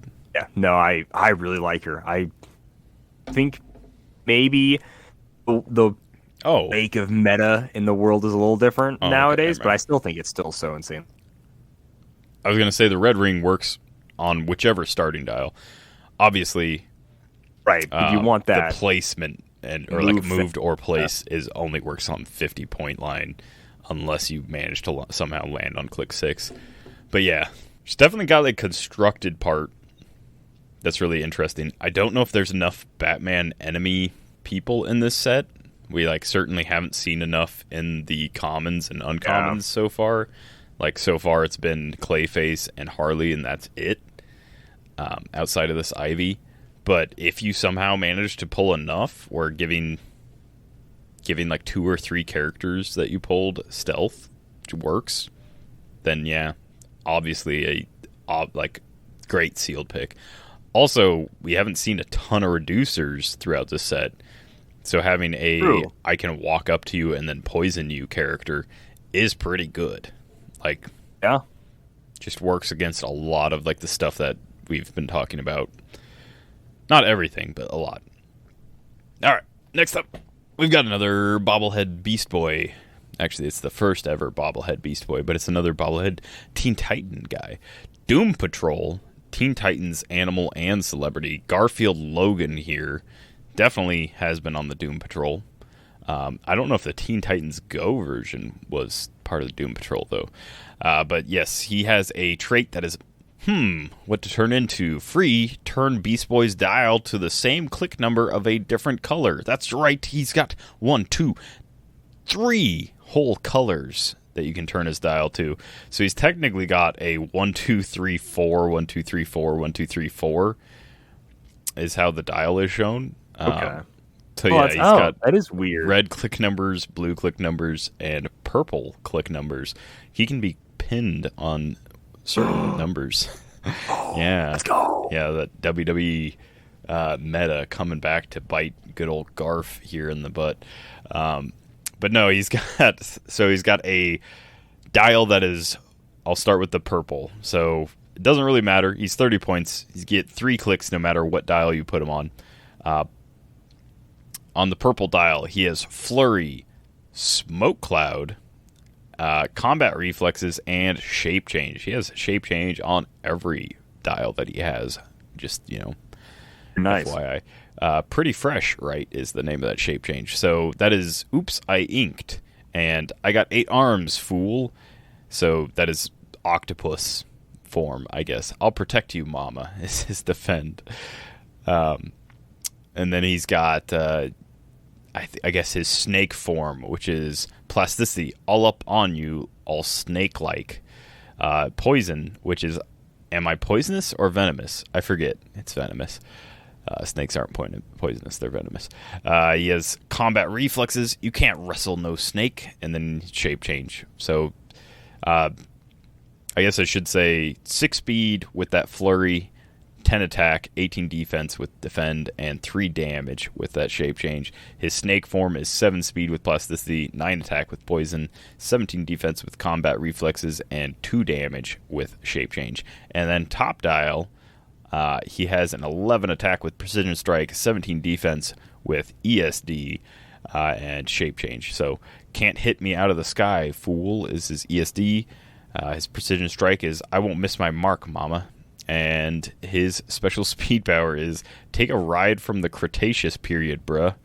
I have to imagine this is a pterodactyl then, because he has flight, passenger 4. So this is your big carrying guy. Obviously, we had another good carrying piece earlier on with Fred, but Beast Boy here for 30 points is definitely a solid candidate for carrying your team. He is an uncommon, so there's it's less chance of getting him than Fred. Not much less, but less chance than getting him than Fred. But being able to carry 4 people, 8 squares. He also has the dolphin symbol. That's printed on his dial. He gets flight from that one click, that one special speed power that he has. But Otherwise, he's got Dolphin Symbol, which makes him even more of a nuisance to deal with. I really like this Beast Boy. I think for 30 points, why not? I think, he's not unique. I'm probably going to try and get like 2 or 3 of them because it just seems really fun. Obviously, he's an easy KO, but, 18 defense. You carry people up, and then you free turn him to like an 18 defense. He's got a shape change on dial.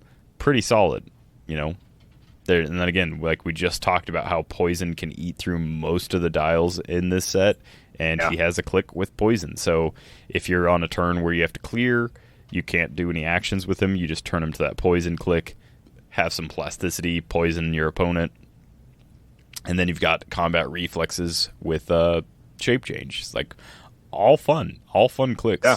I actually really like how they designed this figure. Next up, we have Jinx. She's Hive, Teen Titans, and Mystical. Talked about her before on the show. Full dial of Force Blast, Precision Strike, Super Senses, and Probability Control. So she's a great 40-point prob piece. Is the Mystics team ability and the Teen Titans team ability. She is 6 range, 1 target, 3 damage, 17 defense, 10 attack, and 7 speed top dial. Pretty solid 40 points, 6 clicks of life. You're getting a lot out of it. Sticks. This is prob. Characters with the Titans team ability have the Mystics team ability, which, gosh, just makes all of your Teen Titans so freaking insane. I like it. I like it a lot. So much worse. And all the Titans are a lot of the Titans are in the commons and uncommon section of the set, and then you have a uncommon figure that can just give them all Mystics. Yeah. It's insanely strong and sealed. I like it a there's just that Beast Boy, there's only 3 clicks each. But now he's got shape change Mystics. Maybe he poisons you. You attack him. Now you get Mystics, etc. With all the Titans, Yeah.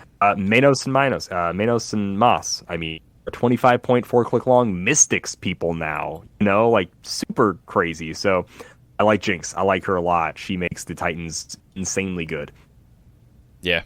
If you're able to heal them up, especially, again, I said this was going to be like a cumulative thing, but if you can heal them up with that Robin combo where they heal 2 clicks, you can burst heal with Starfire.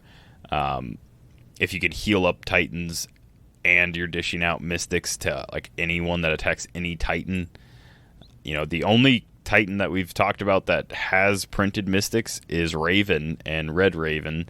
So if you're playing Raven and she already has Mystics, and then you pop in Red Raven, and she has Mystics, and then everyone else on your team has Mystics. Gosh, it's just so beautiful. But that's not all, folks. Because next up we have Power Girl, who just right off the top, what we learned at Superhero Camp, friendly characters with the Titans team ability have the Superman ally ability, which is sees through hindering. So no stealth can help you from the Teen Titans now. They all have Mystics. They all can see through stealth. They heal 2. They can do a burst heal. They're kind of nutso. This Power Girl is probably the best combo with Jinx that we've seen because she actually has reducers, which is amazing. So she's got Kryptonian, Metropolis, and Teen Titans keywords. She has a 75-point line and a 40-point line. Her 40-point line is Charge. Starts on click 6. So it's Charge, Quake, Toughness, and then goes to 7 speed so that's an 8-speed charge, 3 damage. Goes to a 7-speed Flurry with 10 attack and 3 damage. Exploit Weakness, which is Pinning Beast Boy, is that exploit weakness. She has that for the rest of her dial, so from clicks 7 through 9 clicks long. So 10 attack, 17 defense, combat reflexes, 3 damage, exploit. Last click is 6 speed, 10 attack, 16 defense with combat reflexes, and 2 damage, exploit. Last Daughter of the Multiverse is her combat reflexes, and Child of Krypton is her toughness. 75 points gets you, however, a 10 speed, 11 attack, 10 speed charge, 11 attack super strength, 18 defense with invulnerability, and 4 damage. So, yeah. You get the Canoe Race is her charge. Participation Medal Assisted Strength is her super strength. And then her invulnerability is Superman's cousin, which, boy, don't you just like being a cousin to somebody, and that's your claim to fame. Yeah. But no, you combine her with Jinx at 75 or 40 points, and all of a sudden she's got 3 team abilities, just, right off the bat. Also, she's giving Jinx the ability to see through stealth. And then, we're not even counting all the other Teen Titans that she gets to work with. But yeah, she's a solid attacker. I will say in sealed, while 75 points for a 10 speed, flight, 11 attack, super strength, 18 invuln, 4 damage, 11 for 4 and for 75 points in sealed should be more impressive to me. But I think she shines more in constructed, whereas in really sealed, does. You just won't have all the Teen Titans to really make her pop off. But she is a flight, like a carrying character. So for 75 points or 40 points, 40 points, I don't think I ever play her at 40 points. I think she's your heavy hitter for Teen Titans. And I just think 40 points undersells the ability that she has. It does get you to the flurry exploit clicks faster, but also it's just a liability kind of thing where she's got much better clicks top dial. Yeah, she's just got looking a much at it, longer dial. You're paying that first 5 clicks. Would you pay 35 points? Yeah, basically for 5 clicks. I would 35 points. That's insane. Or bottom clicks 40 points because it's a bargain. They're doing a all sales final burnout sale. Great deal. They call it's a great deal. The top dial is half price. It's less than half price actually, but yeah, this Supergirl or Power Girl, it's Kara Zor-El. So this Power Girl is probably not the best uncommon power piece that you can pull, but she's a very strong contender. She also has 6 range, 1 lightning bolt. Doesn't really work much with her dial, but it is, not for nothing. She does see through hindering, so she can shoot people 6 squares away. But yeah, when I'm thinking of who do I want to heal with my Teen Titans ability and my Mystics and my stealth and my heal 2 this turn and blah blah blah, Power Girl's going to be number 1 contender if she's taking damage. I'm going to heal her back up to invulnerability. I'm going to, make sure she's top dial so she can keep dishing out Mystics for a long time and keep dishing out damage. And yeah, it's going to be a fun, casual team for sure. It might even be a little too fun. Might make people mad. I don't know. May. And honestly, it's certainly might. It may just be a little too good for casual team. Man, it's good. All right, next up, we got Gizmo. Oh, Micron of Genus here. He's Hive Armor and Scientist. He's 50 points. He's a pretty fun dude. He's got a trait. Do I look like I was born yesterday? Kinda. You look like you're 8 years old, kinda so like pretty baby. Young. Yeah. Baby dude. Little baby, little tiny little guy. An opposing character heals after resolutions. You heal Gizmo 1 click. So he's got 6 clicks of life. And as we've discussed, there's a lot of Titans. There's probably going to be a lot of healing happening. So he can just kind of also heal, which is cool. So if you do that big Starfire, heal the whole group, he can also just heal himself back up to full, which is pretty wild. So be careful. He also has Leadership and Outwit as his special damage power for his first 3 clicks. And then on his last 3, he has just plain old normal Outwit. He's a Charge Quake Combat Reflexes piece on the first 3 clicks. And then he's a Flurry Blades with Barrier, oddly enough, on his last 3 clicks. Pretty simple. No team abilities, nothing crazy. He's just a little Charge Quake, Leadership Outwit, or a Flurry Blades Outwit with some Barrier. And then he can just heal when opposing characters heal. Pretty simple little Gizmo. Yeah. Oh, he has flight. He has 5 range, 2 targets in flight. Excuse me. Didn't mention that. Sorry, if Gizmo. He had 3 targets, he'd be a good Doc Ock stand-in. Oh, yeah, because he kind of would be. Yeah. But, yeah. Alas, here we are. It's like a very really budget Doc Ock kind of character. Yeah. Next up, we've got another Doom Patrol. We've got Elastigirl. So, Doom Patrol celebrity, real name, Rita Farr, the movie star. They definitely didn't mean for that to rhyme, but it does. She has a trait, sometimes I lose control of my form. Giant reach of 4, regeneration is free, but only if Elastigirl was damaged since your last turn. So anytime she gets hit and damaged, she has regen as free. That is traded.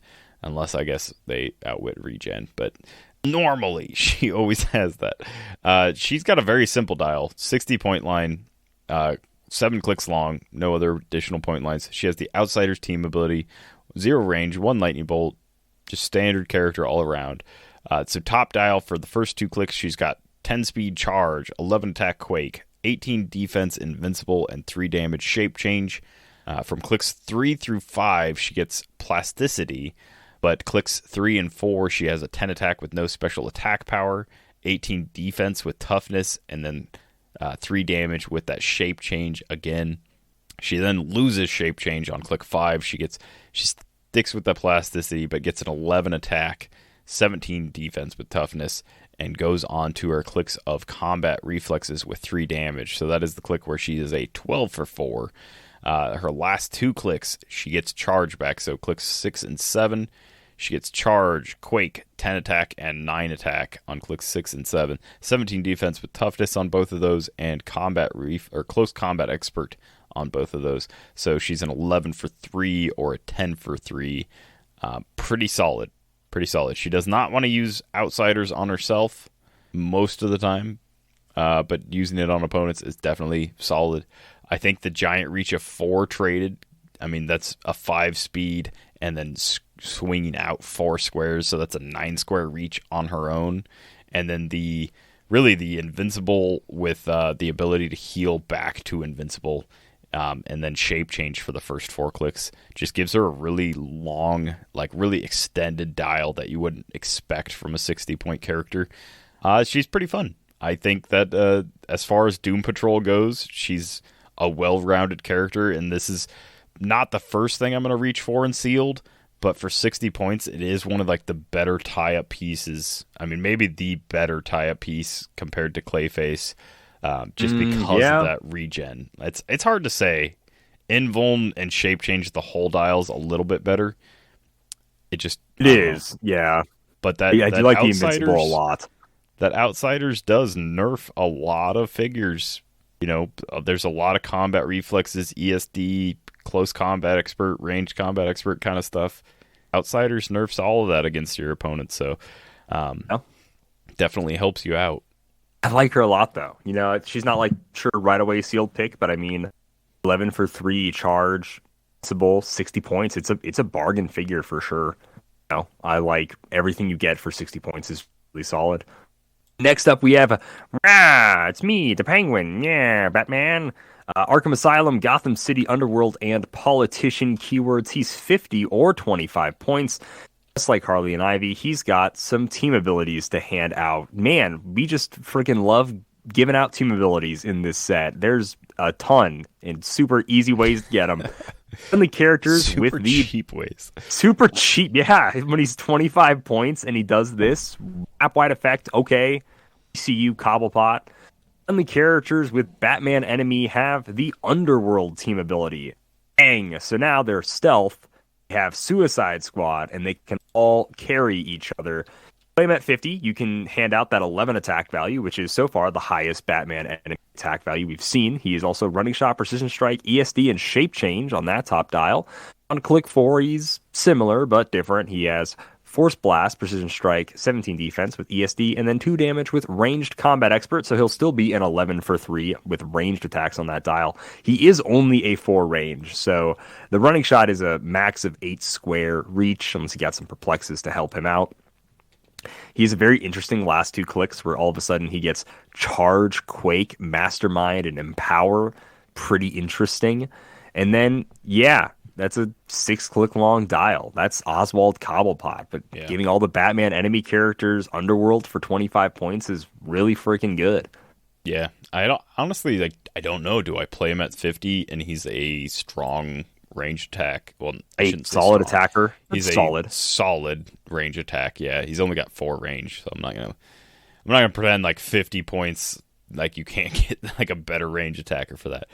But also, like, the option is to play him at 25 and use that trait to its full ability, have a, 11 for 3 precision strike piece that, like, maybe makes attacks, maybe doesn't. But yeah, he's just very solid.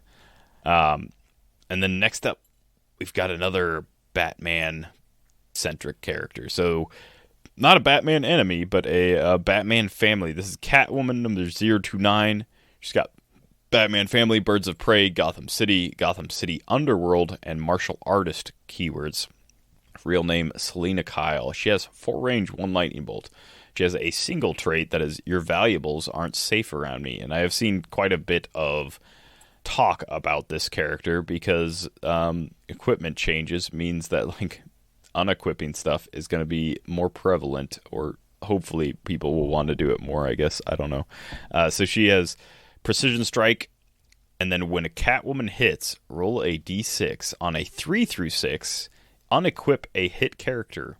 So we will see characters that can equip multiple things. If it says unequip and they have multiple things equipped, it doesn't matter if it's 1 through 70. If it says unequip, then they unequip everything. It all gets dumped. Pockets emptied. So yeah, it is a very interesting trait, especially because this Catwoman has a 50-point line and a 25-point line. She has the Batman Ally team ability as well as the Underworld team ability. So top dial, she is a charge, 8 speed, 17 defense super senses, and 3 damage outwit for her first 3 clicks. Her attack values go 11, 10, 10. And then bottom dial, she is a 7 speed flurry, 2 damage for her first 2 clicks of her bottom dial, clicks 4 and 5, 1 damage for click 6. And then she's got blades with an 11 attack on click 4, and then blades with 10s on clicks 5 and 6. And then her combat reflexes goes from a 17 on click 4 to a 16 on clicks 5 and 6. So honestly, I don't even really, like, maybe I need an outwit and sealed, and that's why I play her at 50, but I don't ever care about that top dial in most situations, because a 25-point precision strike traded unequip my opposing characters with flurry, blades, and combat reflexes. Stealth can be carried by people with like the shared keywords. It's just a lot going on for 25. It's actually too much going on for 25 that I don't think I can play a Batman family or Gotham City Underworld team without this like Catwoman going forward. The ability to unequip is something that casually it might be frustrating for my opponent, but it's going to be so satisfying to be like, oh, you put on the power gem again? Oh, that's great. Oh, what's that? You can't hit my 19 while I'm in stealth? I'm going to flurry you this turn. Oh, that's crazy. Your power gem's on the ground. You want to take a power action to put that back on? No? Okay. Like I think I'm going to get endless enjoyment out of this 25 points. I just really do. And there's definitely other stuff that makes her slightly better, or that she can be played with. Also, not for nothing, improved movement over elevated terrain. So yeah, she can't fly, but she can charge up through elevated and around, Yeah, move through it. Stuff. So can't like ignore blocking or outdoor blocking, but I mean basically with nobody using hindering terrain as like slowing movement or anything anymore, improved movement elevated is the same as flying. Like it's not, but it's close. It's very close. Next up, we have the Joker, baby. Arkham Asylum, Gotham City Underworld in Justice League. I know what you're thinking, Older. You know what Batman enemy really needs? More team abilities. And the Joker agrees with you. He thinks you also need more team abilities. Joker's team abilities are Batman enemy and Mystics. So that's right, you guessed it. He has a trait that says all characters of Batman enemy have Mystics. Yeah, because he's the magic man, right? He does all the spells and stuff. Joker, I mean, his hands are kind of doing a little spell thing. Hang on, what keywords does he have? Obviously, he's got Mystics, right?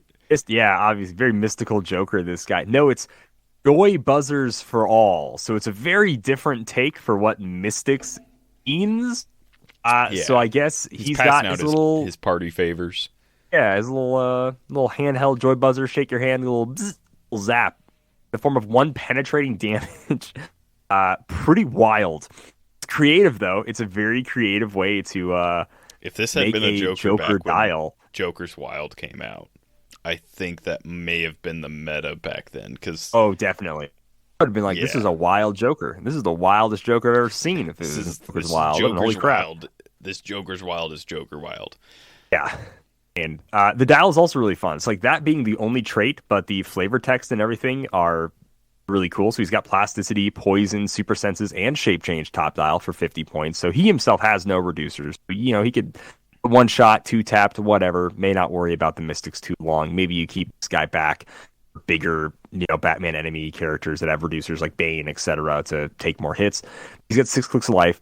Poison for the first 4, super senses for the first 4. Like I said, plasticity, shape change on the first 2. Leap, climb, and outwit on the next 2, which is his tricked out pogo stick and finding your deepest secrets. Interesting. That's one exhibit. Got a hold of his pogo stick. Yeah.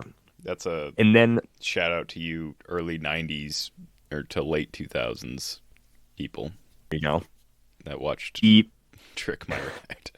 Gosh, goodness gracious. His last click is very interesting. It is going out with a bang as his running shot, and then he has Pulse Wave for it's time for the grand finale, Willpower for one step ahead, and then his Perplex is called Unpredictable, which ironically I can probably predict what you're going to do on these last 2 clicks with the power set, but it's still really good. Running shot, 11 attack, 2 damage, Pulse Wave with Perplex, it'll be a little 12 attack, Pulse Wave. He's got 5 range, 1 target. This is a gnarly Joker. Like the Penguin, he's handing out the 11 attack value on his top dial, which is cool. And of course, he's giving everybody with Batman Enemy the Mystics team ability. Gnarly. Wow. So he's really cool. He's going to be fun to build with. In like Golden Age, Silver. Oh, he's going to be insane in Golden. I don't have a good enough grasp on like the current. I can't even think of the word.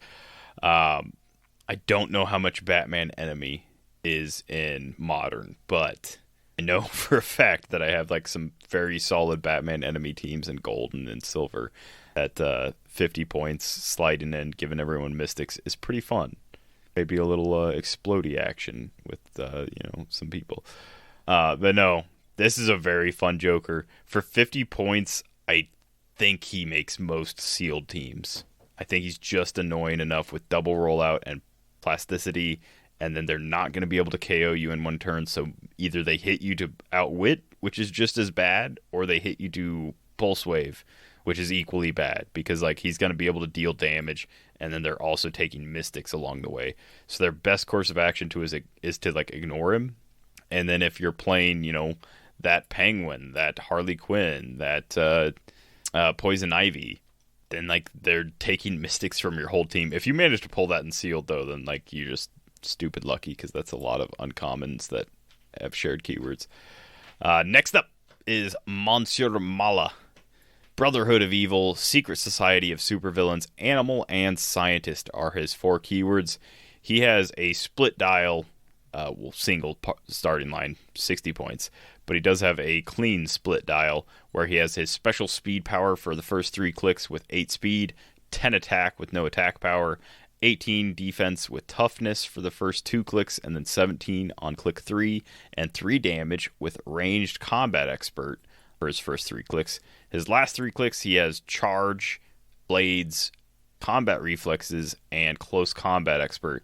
So those values go 8 speed on click 4 down to a 6 for clicks 5 and 6, 10 attack for clicks 4 through 6, 17 defense on clicks 4 and 5, up to an 18 on click 6, which should be, of course, a 19 to 20 for close attacks. And then his damage power or damage stats is 3 damage on click 4, so that'd be a 11 for 4 on click 4, and then he goes down to a 2 on clicks 5 and 6, so he'd be an 11 for 3 on both of those with his close combat expert. But top dial, he has a special speed power that is charge, leap climb, and running shot, machine gun toting gorilla. He does it all. 5 range, 2 lightning bolts. So definitely take advantage of the running shot with that close or that range combat expert top dial, where he's an 11 for 4, effective range of 9 with 2 lightning bolts. And then his trait is, we bring out the best in each other. Willpower.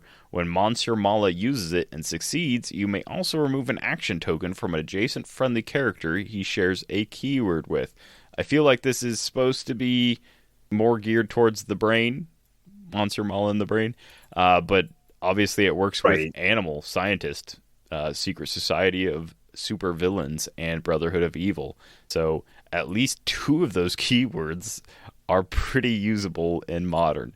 Yeah, you can use this with like Kazar or like whoever you want on your animals team. You can use this with like a lot of like random scientists and stuff. He's 60 points. He packs a pretty solid trait with him. It's similar to the Power Broker's trait, but slightly weakened, I guess, because he has to be adjacent, and it is a lower willpower roll. But yeah, other than that, I just think he's a solid sealed pick, being 11 for 4, top dial, decent reach. Not really a long dial, but a very effective dial no matter where he's at. The blades combined with like a low attack value bottom dial, I think is pretty solid because you can always just replace your damage value with blades, your blades roll. So yeah.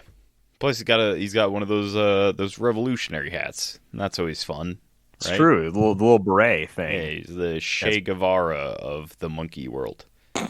Nice. He is actually like really solid. He your powerhouse rare by any means, but a little running shot, 11 for 4 is solid and sealed, and I think he's gonna be a fun piece. Plus, anytime we get more Secret Society of Supervillains to fill out in single man gang, I love. So cool. Next up, the Prime Beast Boy 31B. This one guy's pretty gnarly, and he has an ability that I have been asking for a while. So he's got Doom Patrol, Teen Titans, Animal, and Celebrity. He has the Outsiders team ability and the Teen Titans team ability. He has a trait, and I love this. When establishing theme teams, characters on your starting force with the Animal keyword gain the Teen Titans keyword. I was literally just talking with Chance McCall earlier this week, and I was like, what DC needs more than anything, when they make a set, they only get one set a year, basically. It's the way it's been. So they need keyword cheating. Like, everybody and their mom can be Spider-Man family now, and the X-Men, almost a million different freaking people can be X-Men. Yeah. But we get a ton of X-Men. I can't remember all of them. But Warrior and stuff. You know what I mean? Like, we got 2 X-Men sets this year, and we got one last year, and one set that was a quarter X-Men. Like, we don't need a way to cheat more people into the X-Men. We don't need more ways to cheat people to Spider-Man, because we already have, it's going to rotate at least, and we're going to get a Spider-Man set. We don't need a plethora of these cheating for keywords that are already fleshed out. DC does, because we get one DC set a year.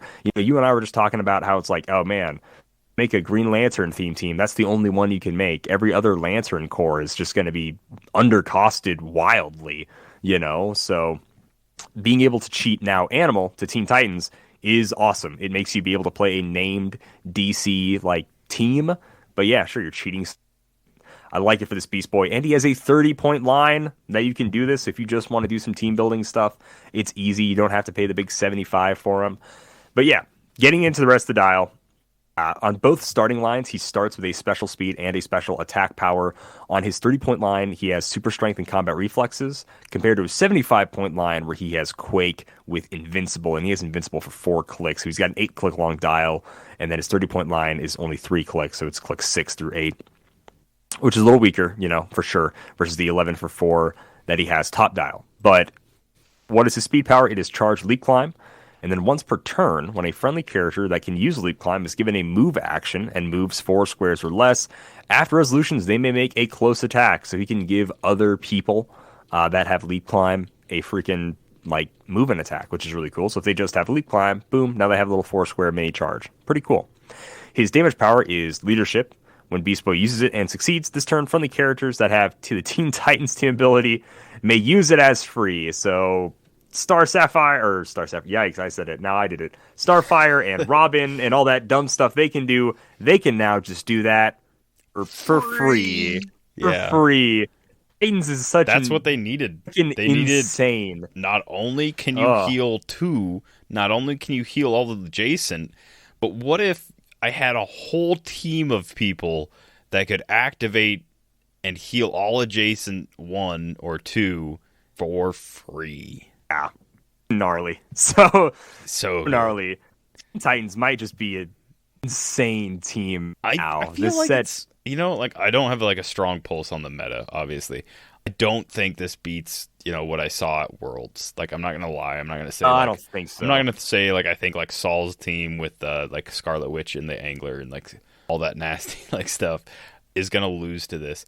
But I will say this is a huge headache. This is like it's a colossal headache with the right build. Like, obviously the min-maxing is gonna take some work, but like especially this Beast Boy having Invincible and Mystics and like Stealth. He's got Outsiders already printed on there. Yeah, I feel like at 75 points, I definitely am gonna wreck some like casual stuff. Like, not even like trying to like be like mean or anything, but I'm like, if I brought like what I consider like a friendly Teen Titans team, and this Beast Boy like sees through stealth, has Mystics, can be healed 2 clicks, all that other stuff, can be stealthy because like the Batgirl, like, there is just so many things. There's so many things that work with Teen Titans. It's so good. Yeah. And he is apparently Teen Titans Go from the significant appearance. Oh, is he really? Okay. So, his like seemed like more of like a comic based one, but I thought, I get that he has to share the sculpt with Monster Mala and all that. I didn't think it was Teen Titans Go, but I guess so. Yeah. You guys have the Gorillas Don't Do Dishes, special name, or like, hey dudes, hey guy I'm not listening to. Like, there are some like more funny, but like Beast Boy is also just kind of a funny character, so I didn't really necessarily say like this is definitely Teen Titans, but I guess it is. Yeah. I wish they had included episode numbers because that'd have been so nice. It is the longest running DC animated show. Teen Titans Go is. So it is. It's at 9 years apparently. And yeah, like I have not watched it. Give me a couple weeks and maybe I'll catch up. Next up, speaking of Doom Patrol, no, we weren't, but like speaking of it, Doom Patrol Soldier. We got a new Negative Man, which is the first time in a long time. Negative Man, obviously, he's got the negative spirit. That's the whole thing. Like, he's kind of a nobody without it, to be honest. So the negative spirit trait is power, generate negative spirit bystander, max 1. If the negative spirit bystander is on the map, Negative Man can't be given a move action, or can't be given move actions or make attacks. When the negative spirit bystander is KO'd after resolutions, roll a d6 and heal and deal Negative Man damage equal to half the result. Protected pulse wave. So his whole thing is this bystander generation. That's basically it. His dial he's 45 points. He's got 0 range, 1 lightning bolt. He's got a full dial of stealth with 7 speed up to click 3, and then he goes click 4 and 5. He's got 6 speed with that stealth, 10 attack up to click 3 with poison, and then clicks 4 and 5. It's a 9 attack with poison. Clicks 1 through 3 are 17 defense with toughness, and then clicks 4 and 5 are 16 defense with regen, which may be the only redeeming quality about this. And then click 1, he has 2 damage with empower, and then the rest of his dial he's got no empower, but he's got 2 damage on clicks 2 and 3, 1 damage on clicks 4 and 5. So the main thing is that he's going to power action make this negative spirit bystander. Once he does that, though, he is unique. So like he can only do it once, and there can only be one on the board ever, unless your like opponent has one, I guess. Once he does it, he is stuck where he is, can't be given a move action. I guess he can still be carried and stuff, but he can't make attacks, so you'd have to like carry him up and place him to poison.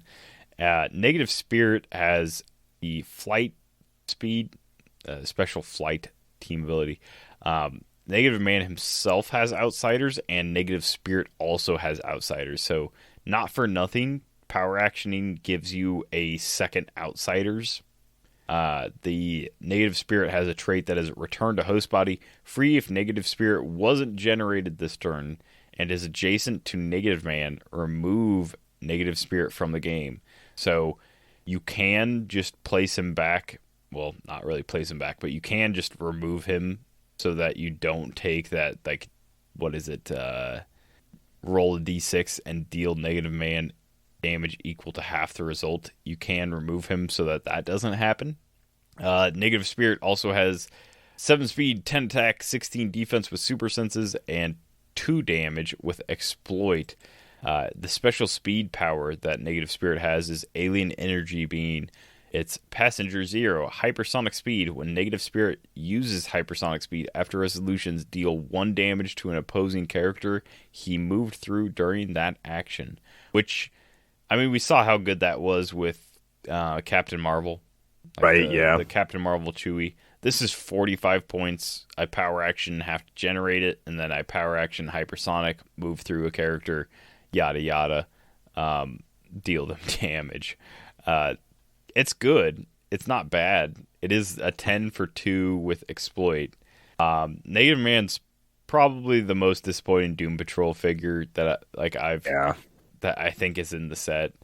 I think, and maybe it's just because like that is like who he is as like a character. Like he doesn't do the fighting. It's the Negative Spirit that does like the whole thing. And the Negative Spirit can't really be destroyed, but he can. Like that whole like, you know, maybe it's comic accurate, but it just doesn't work for me. Like I just don't like this character. For 45 points, like he is a character that generates a bystander, and that bystander can do damage, and that's great. But at the end of the day, it's like, what is he doing for the team? And it's, you know, not a lot. Like unless he somehow gets carried or something.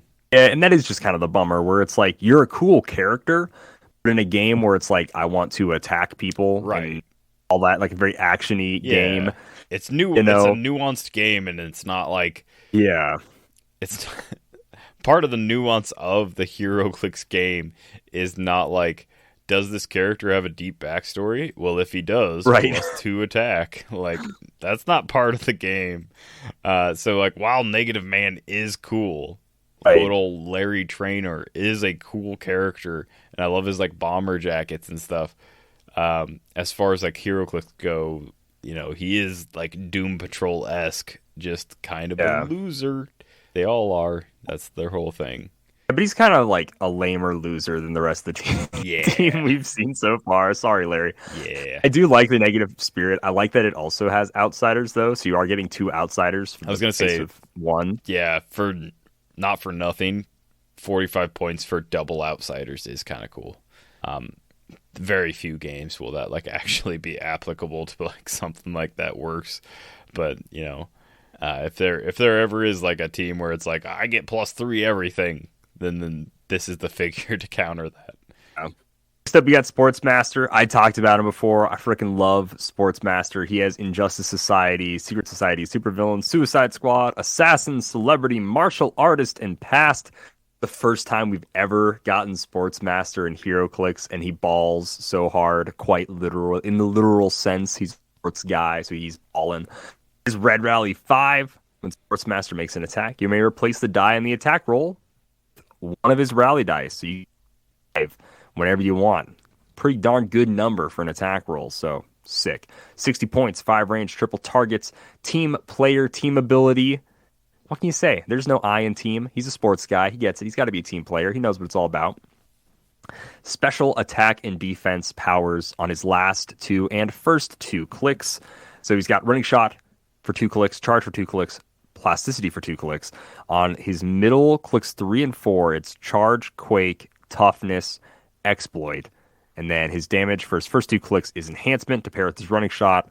Last 2 clicks, close combat expert to pair with the fact that you've now switched over to close combat mode with those charge clicks, and you should be in the thick of it with that plasticity.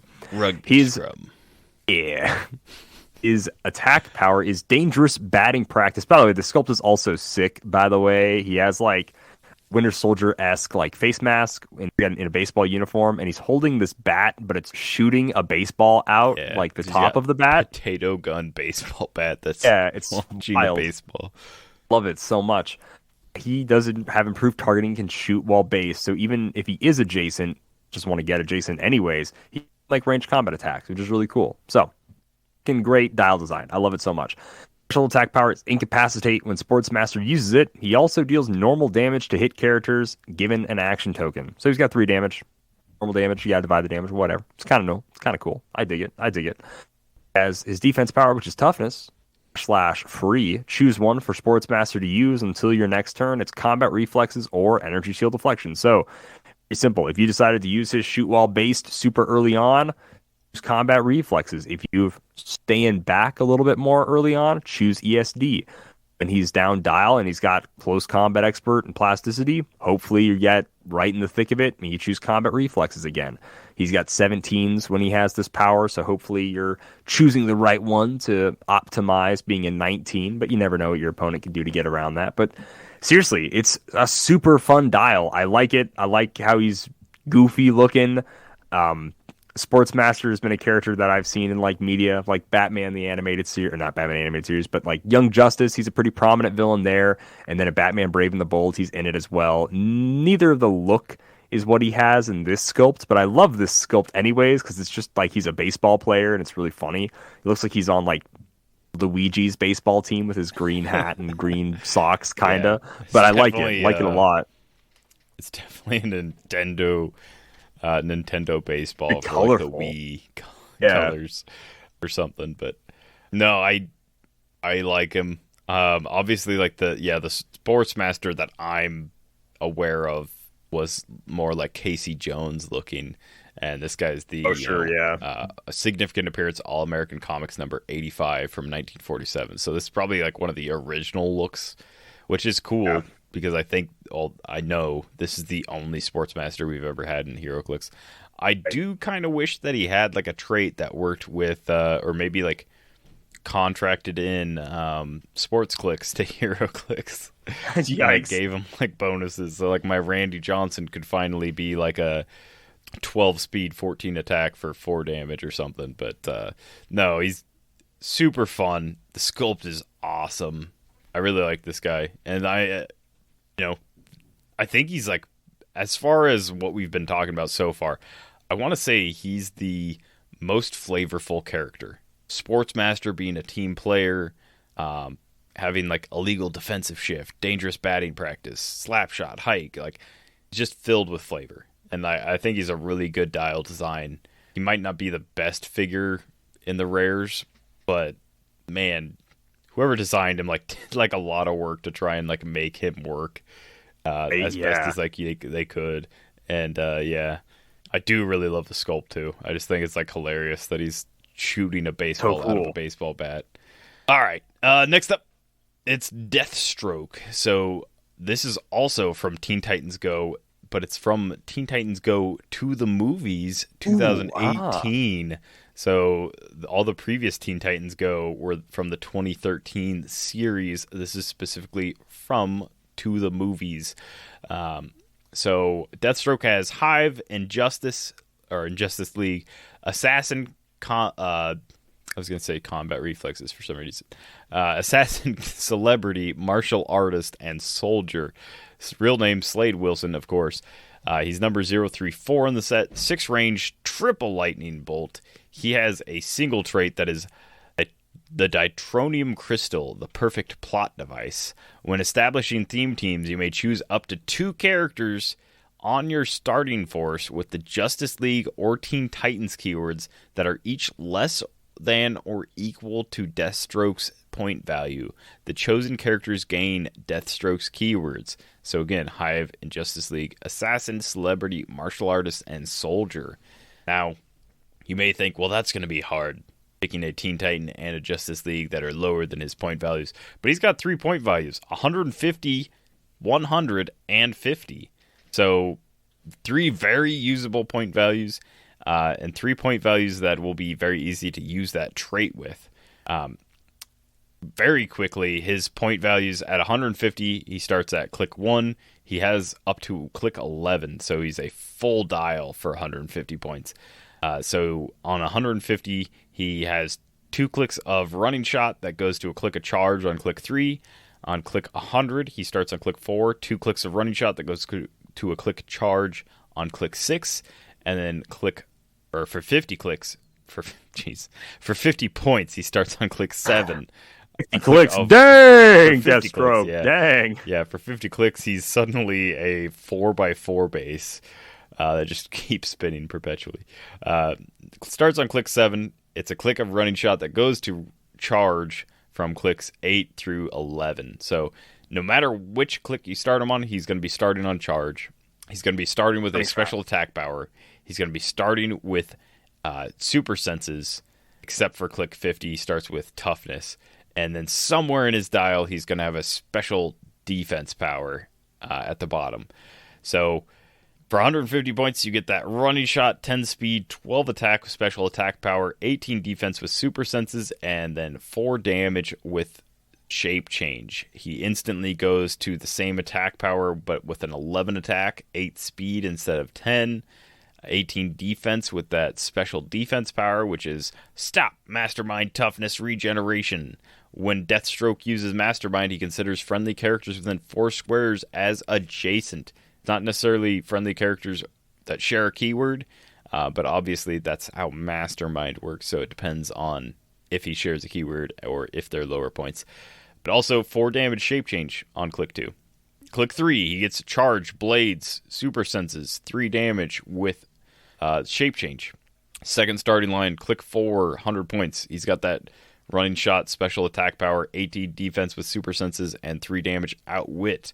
Click 5, same running shot, same 11 attack, special attack power, 18 defense with that same Stop Mastermind Toughness regen click, 3 damage outwit.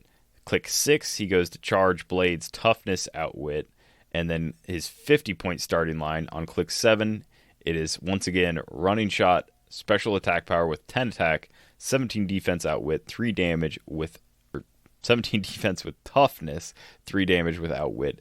Goes to Charge with that special attack power, 17 defense with toughness, and 2 damage with super senses. And then clicks 9 and 10, he gets Charge, Blades, Regen, Shape Change. And then his last click, he once again gets that Stop Mastermind Toughness Regen. When he uses Mastermind, he considers friendly characters within 4 squares as adjacent power. And it's only a 16. He has the Injustice League team ability and the Team Player team ability. His special attack power that I've been mentioning this whole time is Blades, Claws, Fangs, Knockback, Pulse Wave. When Deathstroke uses Pulse Wave and hits 2 or more opposing characters, you may instead roll a d6 and divide the damage equal to the result among all hit characters. So you're rolling a d6, you're replacing your damage value with that, you're dividing it equally to the hit characters. Pretty solid. The fact that this is also attached to just a blanket knockback means that when knockback damage comes back, and we've been told that knockback damage is coming back, you will potentially be able to knock people into walls or off ledges with this Pulse Wave and deal additional damage that way. This is just a really fun character. He also ignores characters for movement. But yeah, like I don't think his keyword cheating to get Justice League and Titans onto soldier, martial artist, celebrity, assassin, I don't think that's going to be super big, although I do want to play him on an assassin team with Triple H, and play him on an assassin team with Triple H and some Justice League Teen Titans stuff. Oh, wait, no, Triple H I'm pretty sure works off of named keywords only. Never mind. But I might play that team anyhow, even though it doesn't work the way I thought it would. But no, this guy has a 150, 100-point line, and 50-point line. Every point line has a singular stop click somewhere in that point line. And then, of course, at 150 points, you have 3 stop clicks total. So far, the most powerful figure in the set. He doesn't have big reducers, but he's got 2 rollouts. He's got Mastermind Toughness on a stop click with regeneration. And a special Mastermind on top of that. I think this guy can go toe-to-toe with Superman. I'm pretty sure he takes him down 10 out of 10 times just because he's got that Pulse Wave and he's got double rollout. Superman doesn't have enough to get through that. All those stop clicks, he is the first character that we've seen that has 3 stop clicks in this set. He is a rare, and he's not even unique. So for some very unlucky store out there, there is potential that like somebody pulls 2 of these Deathstrokes and plays both at 150, and then they can mastermind back and forth to each other. That's kind of insane. Really, Deathstroke I think is definitely going to see play. It's that Pulse Wave power alone is so good, and man, in sealed, I beg you to try to chew through this dude's 150 point dial, and I don't think you're going to be able to do it. And if you do, then hats off, man. But this dude is a easy tier 1 pick sealed figure. Holy smokes, he's insane. But he's also just a great constructed figure. Yeah, and I think the big takeaway, like the one saving grace about him, is that he doesn't have any form of willpower printed on his dial. Yeah, thank goodness. Because otherwise he might just be going and going and going, like never stopping. But no, he's a super solid figure, and probably one of my top rare picks, I think. Definitely. Next up, this figure I was already excited for. Been excited for him. TV show is great. Suicide Squad 2 movie was great.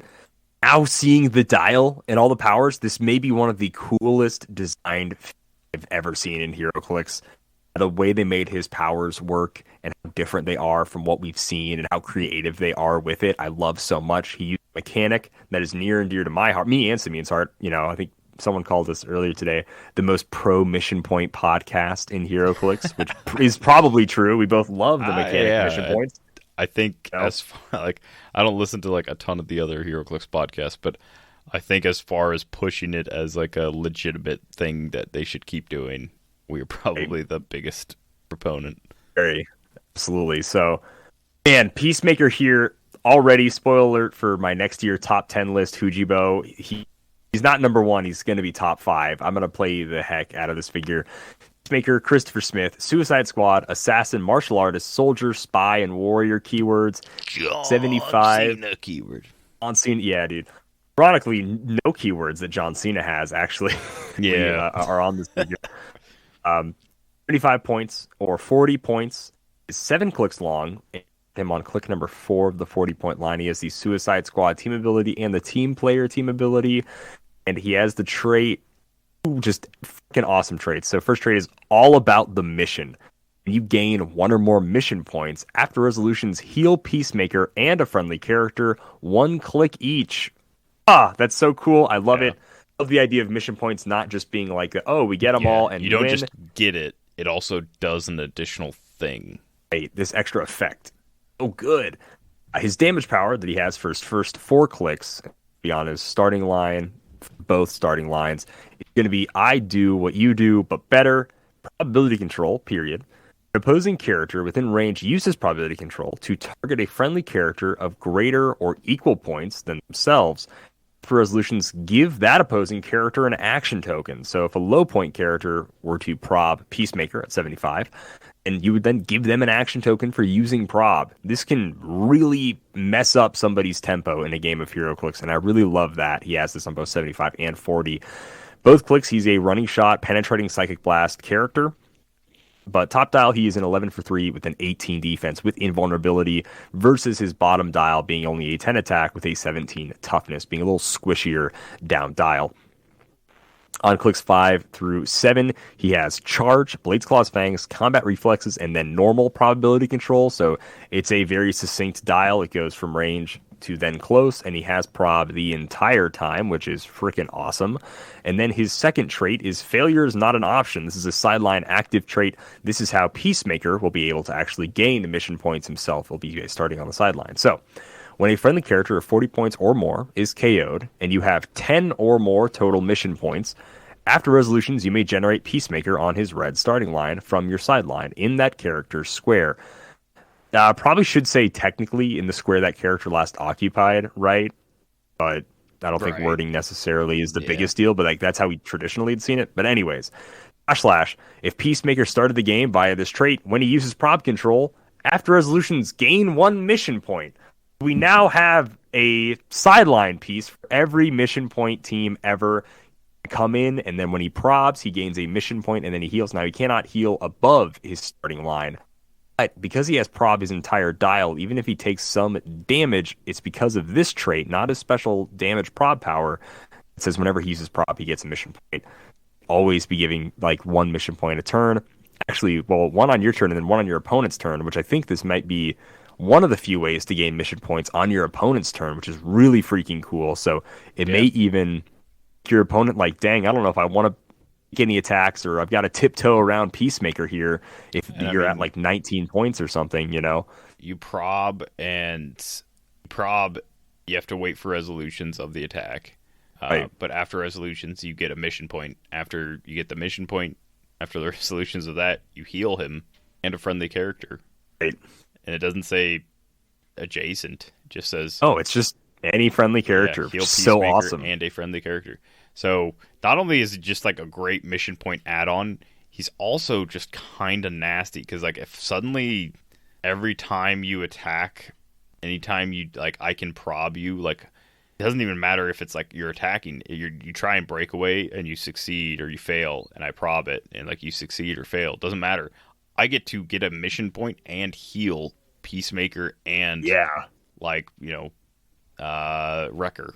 Like, who knows? Whatever. Yeah, that could be helpful. Yeah. Wrecker, Ultron, Pym, any of these mission point guys, I mean, dude, so good. I mean, even frickin' the Watcher, who's, you know, a prob mission point piece himself. Works with the clicks where he doesn't have the special prob, too. Like, it's just anytime he uses prob after resolutions. And it doesn't, like, it's not, you know, if he uses prob and they miss, or like blah, blah, blah. Like, it's nothing like that. It's just if you use prob after resolutions, you get one mission point. Yeah. This guy's stellar. He is so for a while, WizKids has been saying they're going to like add like mission point adjacent kind of stuff. And this feels like the first time it's successfully been done, where like Peacemaker himself is not a mission point victory, but he absolutely helps with mission point teams. Even if he like never comes in, the fact that like there's a potential for him to come in, give you a prob, give you heals, give you mission points for probbing, all that stuff. Like, I'm probably not going to start him on the team, on a mission point team, because he's unique, so I can't do both. If I can't get my mission point team to 10, and like maybe I get him to 10 and my opponent doesn't KO anybody. But if that's the case, then like maybe I just win and I don't have to worry about Peacemaker. So, you know, there's a lot of like situations where he only takes up one slot on my sideline, but man, does he add a lot of options for me coming in on like the 40-point line. So gnarly. Again, like mission points being already a super fun mechanic that I love.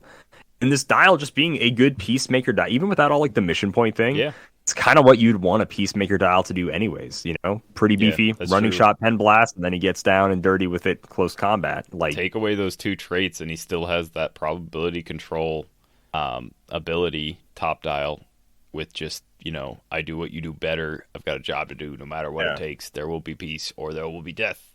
Like, it's a very good Peacemaker dial. Running shot into a charge blades. Feels like him. This is obvious. I feel like because of the quotes, this is like the flavor text, this is based off of more of like the movie. The movie, Squad. Definitely not based off the show, but I mean, it is what it is. Yeah. All right. We're continuing the trend of unique rares. This is the third unique rare that we have, and it is good old Martian Manhunter. So good old John Jones, Justice League International, Outsiders, and Detective Police. He has both the both the Outsiders and Police team abilities. Those are two keywords he has and two team abilities that he gets to go along with that. He has a trait that is Psychic Detective. When Martian Manhunter uses Outsider's team ability and targets an opposing character, that character can't be given free actions until your next turn. No Perplex, no Outwit, no Sidestep, no other whatever free actions. Crazy against a character, I don't know, like Legacy Thanos had he not been nerfed into the ground already. But it would have been crazy. He has two starting lines. He's got a 75-point line and a 40-point line. For 40 points, you get Charge, Super Strength, 8 Speed, 10 Attack, 17 Defense with Invincible, and 3 Damage with Shape Change. He then goes to a Mind Control, 7 Speed from clicks 6 through 8, 10 Attack on clicks 6 and 7, 9 Attack on click 8, 17 Defense with Super Senses on clicks 6 and 7, 18 Defense Super Senses on click 8, and then 3 Damage Shape Change on click 6 and 7, 4 Damage Shape Change on click 8. Very solid bottom dial for 40 points.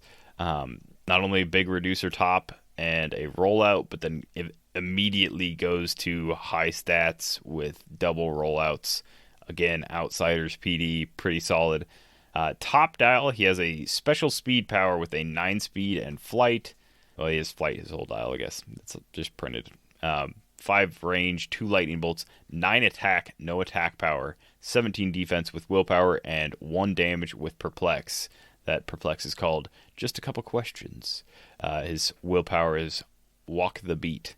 So if that gives you any inclination, his special speed power is only on click 1, and it is Detective John Jones, Denver PD. Opposing characters can't target Martian Manhunter unless he has made an attack this game. At the beginning of your turn, you may deal Martian Manhunter 1 unavoidable damage. So it's an activation click that you can, at the beginning of your turn, activate. Otherwise, opposing characters cannot target him unless he's made an attack, and you're probably not making an attack with a 9 for 1. So you have a pretty good chance of being like the first one to like get the crack off with this Martian Manhunter for 75 points. Otherwise, he is a 75-point character that can carry and have perplex and basically can't be attacked. Click 2 through 4, he has charge with 8 speed. He has 11 attack with super strength. He goes from an 18 invincible on click 2 to a 19 invincible on click 3, back to an 18 invincible on click 4. And on click 2, his damage is 4 with that shape change. Goes down to a 3 for clicks 3 and 4 with shape change. So when you activate him, he's essentially going to be an 11 for 4, or picking up an object, maybe an 11 for 5, that kind of thing. Does get a good crack off on somebody, but honestly, at 75 points, the ability to not be targeted, have Outsiders and PD. So like, let's say they have ESD and he's your only PD. Well, you Outsiders them. Outsiders that like opposing character basically drops their stats to like -2. I mean, it doesn't drop it just makes it their printed value, but essentially compared to PD. He also has perplex, so you can perplex up like some friendly character's attack. I really like him. He's got a ton of combos that he can pull off, and then he's got a very economical 40 points that if you just want to use that instead, and every time he uses his Outsiders team ability, opposing characters can't be given free actions until your next turn. So, yeah, there's definitely like an option where you just do that, and then all of a sudden they can't do all of the free stuff that a lot of like big, powerful characters get a ton of free stuff to do.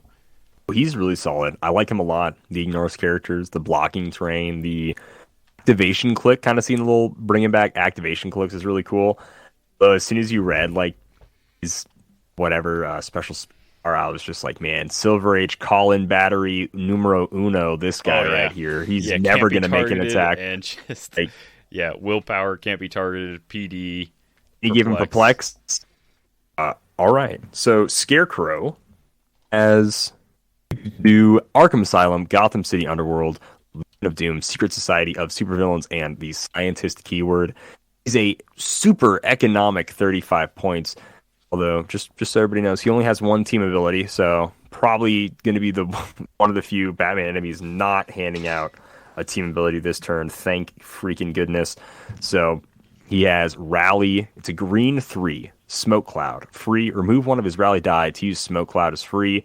You will probably constantly have Smoke Cloud with Scarecrow, so hopefully that is like a constant, like -1 to opposing characters' attacks that are within his 5-ish range. Old Jonathan Crane here. And then he has a special speed power, his entire dial, all 5 clicks of it. He also has Mastermind, his entire dial, for what it's worth. Mind Control, Stealth, and Mind Control as free, but only to target opposing character or target characters that occupy terrain markers generated by Scarecrow, regardless of range or line of fire. This is pretty cool. So maybe they're in stealth, but they occupy one of his, smoke cloud markers. So that's pretty neat. I will say, typically, you can extend your range a little bit at the very least with his, 5 range, and then throwing out some smoke cloud to get him whatever 8 range-ish mind control, which is kind of cool for mind control as free. And then he can do normal mind control stuff or make normal attacks. It's pretty solid. I think he'll be mind controlling a lot of people. It's pretty powerful little rare here. He's got Poison for his first 3 clicks. He has Blades on his last 2. He has Shape Change for his first 3, and then he has Exploit on his last 2 to combo with his Blades, Claws, Fangs. He's a pretty simple dial, but I think the reach and free mind control he has is really freaking solid. We might see him on some like Alpha Strike type tech teams, maybe. It's a 3 or so, and then you can carry him all the way across the map. Smoke Cloud is free, and then mind control is free. To me. Yeah. Yeah. Good old Jonathan Crane. He is the non-prime. So we do have a prime version, and this is the 3rd iteration that I'm aware of Sinestro Corps Scarecrow that we've gotten. So I think it was Batman Animated Series was the last one. I don't know if he was a prime or not. I think he was. And then there was like a DC 75th version or something of a Sinestro Corps Scarecrow, which it makes sense. Yeah. His whole thing is fear gas, and Sinestro Corps' whole thing is fear. So it does make sense. But similarly to the non-prime, he has Arkham Asylum, Gotham City Underworld, Monster, and Scientist are the 2 keywords. So Monster, the non-prime doesn't have, but like Scientist he does. So 3 shared keywords. Monster, and then Sinestro Corps is what the prime has. So this guy has a 75 point line, so he's quite a bit more expensive than the non-prime. Just on the offset, he has 2 traits, 1 special defense power. For 75 points, you get a Batman enemy team ability. You have Running Shot for the first 3 clicks, Psychic Blast for the first 3 clicks, Flight is just printed on his dial. 17 defense with ESD on his first 2 clicks goes to an 18 ESD, and then Shape Change for his first 3 clicks with 3 damage for the first 2 and 2 damage on click 3. Speed drops from a 10 speed on click 1 to an 8 on clicks 2 and 3, 11 attack on clicks 1 and 2 down to a 10 with that Psychic Blast. And then he goes to from clicks 4 through 7, he goes to a 8 speed charge from clicks 4 through 7 to 8 speed charge with Blades. Goes from an 11 attack on clicks 4 through 6 to a 12 on click 7, 18 defense on clicks 4 and 5, 17 on click 6, 16 on click 7, so it goes down pretty fast on those last couple clicks, but that's a special defense power. That is willpower, and then opposing characters within range using willpower only succeed on a 6, which is pretty solid because that heavily limits colossals and stuff. Does suck that it's like you have to be damaged to it, and then also it's just not really a click you want to be on because he has no reducer, no way of defending himself, doesn't have shape change. But then he also gets exploit weakness on those clicks. So on click 4, he's a 3 damage, and then he goes down to 2 for click 5 and 6, and then down to 1 damage. But also you have blades on all 4 of those clicks, so it doesn't really matter. It just matters that you have exploit. His 2 traits are Welcome to the Sinestro Corps, and that is Perplex. When Scarecrow uses Perplex to target an opposing character, after resolutions you may generate a hindering terrain marker in their square. And then the other trait is Fear Spreading Gas. Giant reach of 3, Poison, Smoke Cloud is free, but only to generate 2 markers.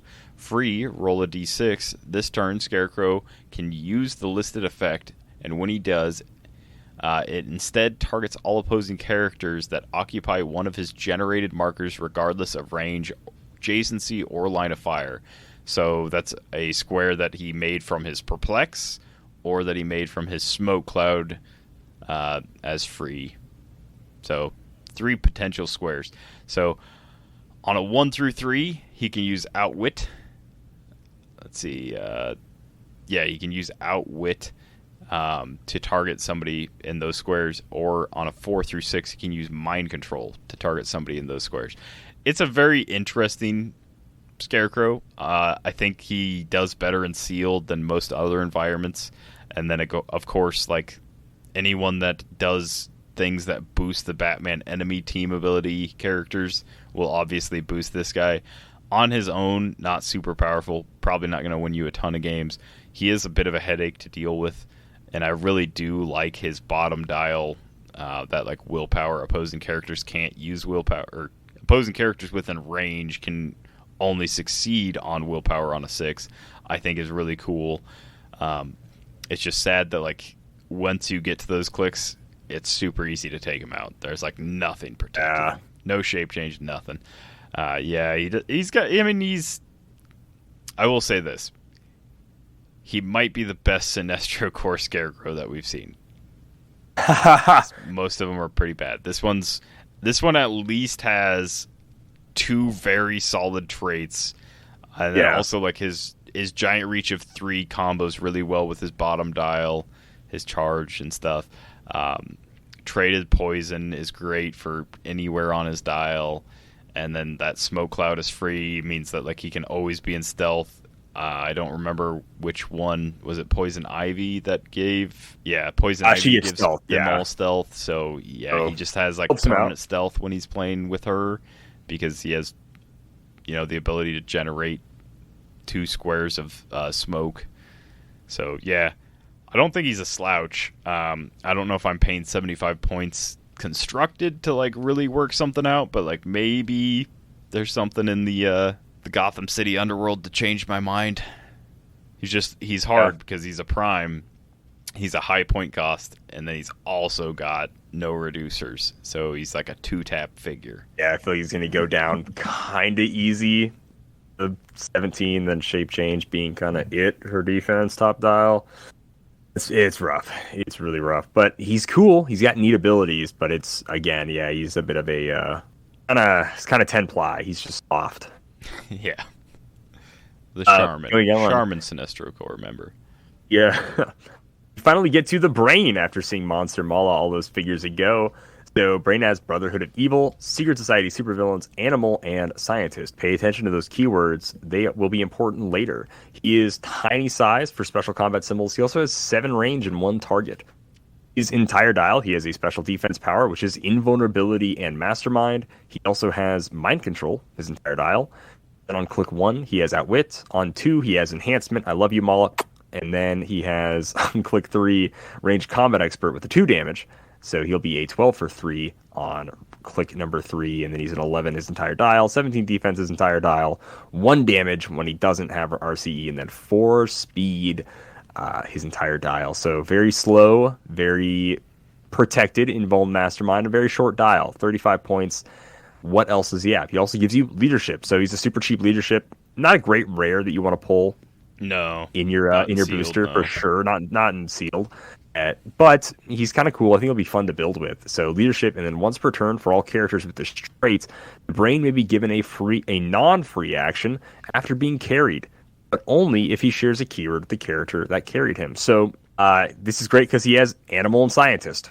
Lockjaw is an animal. The Flash is a scientist. There's shenanigans to make all that stuff work, etc. There's good enough carrying, even without those 2 that first come to mind, to make this guy work. He also ignores characters for Line of Fire, so if you want to, you could have a Animal or Scientist or Brotherhood of Evil / Secret Society Supervillain carry him. Also, he just is tiny, so actually anybody with any of these keywords can carry him without even being a crazy taxi that I mentioned, so that's really cool. I mean, it's just the crazy taxis are better if they share a keyword. Right. Help him get around. Yeah. He can... Well, like, his big thing is, like, the non-free action would be mind control. Like, exactly. You're probably just going to mind control, maybe outwit their defense, outwit something on somebody else that you want to attack with the mind-controlled character. Ignoring characters is also huge, so he's got a 7 range mind control if you carry him across the map. I think he's going to see a lot of play on animal teams, for sure. The cool thing about him being tiny is, like, he can see through characters, so you, like, drop him behind your taxi, and then like the opposing characters in front of your taxi, he can mind control through the taxi and see them, but they can't see him to like prob or anything like that unless they're giant. But right. Obviously that's something you got to work out on your own. Yeah, that's the Brain. He's pretty cool. I think he's definitely going to see play on animal teams. People will definitely mess around with something like this. I just think Animal is so good after this set comes out, with Chip getting to drop more stuff, the Brain here, Kazar helping him out. Like, Animal's gonna be a really solid team. I really like the Brain. I think he's a really fun villain, and it's a really fun sculpt that I'm glad is once again back in the game. And he's not just a bystander this time. He's not just like a little token that pops off. Next up, Mr. Freeze, 0 through 9. Of course, Batman enemy team ability. Comes in at 1 point value of 60 points, 6 range, 2 lightning bolts. He has improved targeting, destroys blocking, and out of adjacency.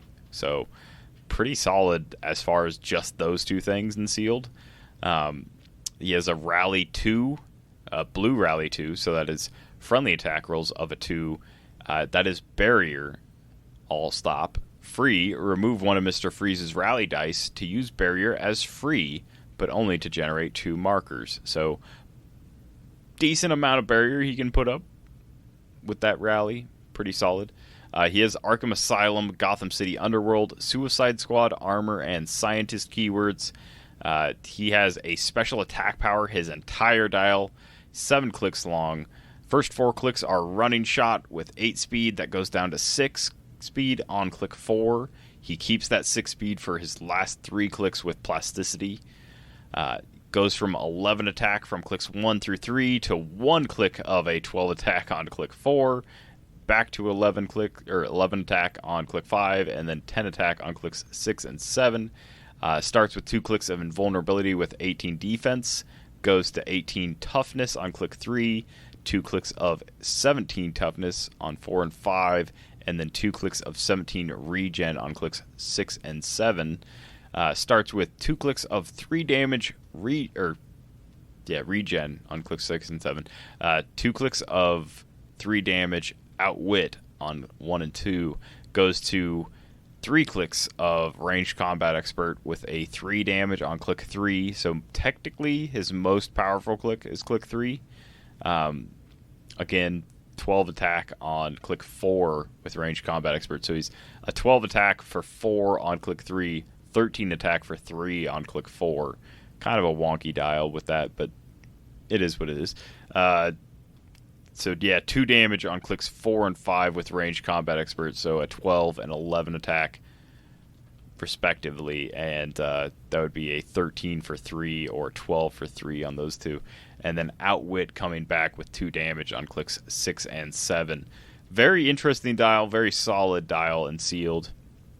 Once again, not really the rare that you're hoping to pull, but he is a very utility-heavy character. That special attack power, his whole dial, is Freeze Ray, which is knockback, all caps. When Mr. Freeze hits with a ranged attack, choose one. Hit characters are given an action token. Hit characters can't use speed powers until your next turn. So either way, you're either locking somebody down with an action token. You do have 2 lightning bolts, so it's possible to get rid of like 2 people's like running shot or charge or whatever. And then alternatively, you give them action tokens if they've already got a single one. And what's even better is, like, let's say you hit somebody with 7 range and you get rid of their running shot, but they go also just like shoot you from 7 range.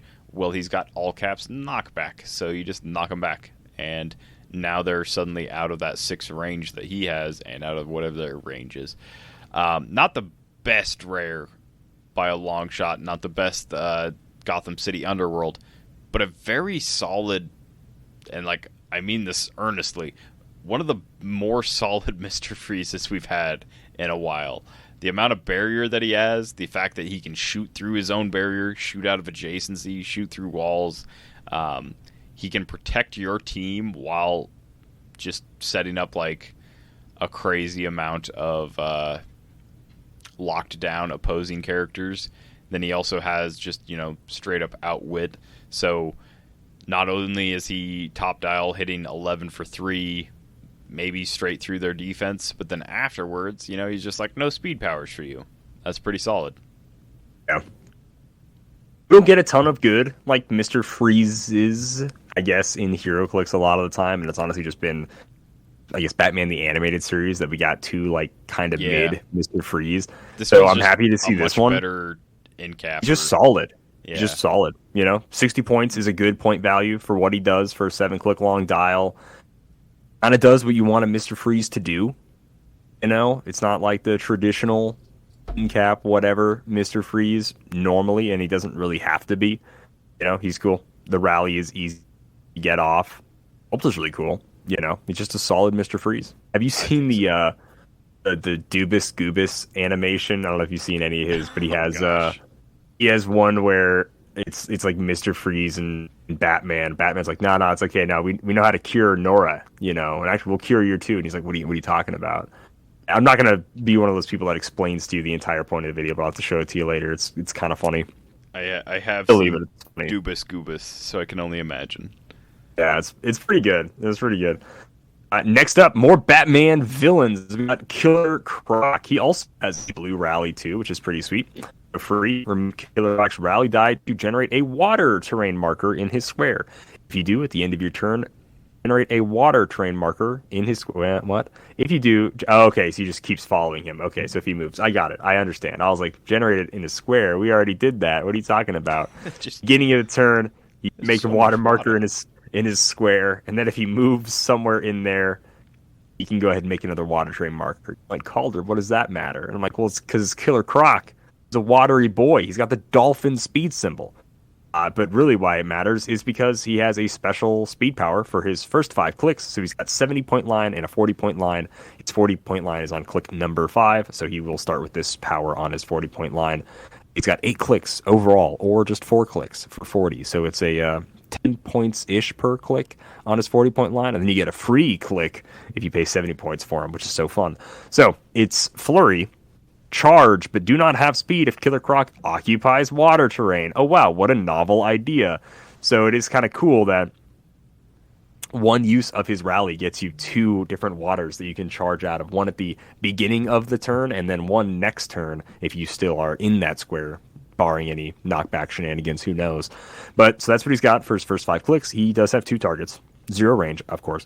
Then he gets normal charge on his last 3 clicks with some steel energy. While he has that special charge, he has Battle Fury the entire time, and he has Blades the entire time. And then he has just Toughness his entire dial with 3 clicks of Exploit to go with his charge and steel energy. It's a really solid Killer Croc. A little beefier, higher point value Killer Croc. He has Arkham Asylum, Gotham City, Gotham City Underworld, Suicide Squad, Secret Society, Supervillains, Animal, Brute, and Monster. Yeah. This is a pretty cool guy. He's solid, pops out some water, boop, charge flurries out of it. An 11 for 3, Blades, Battle Fury. It's just solid. It's nothing crazy. It's not anything wild. He just has toughness his entire dial. It's not the beefiest reducer in the world, but it's just a solid Killer Croc, and we've needed a new version / a normal non-animated version too, so yeah, fun.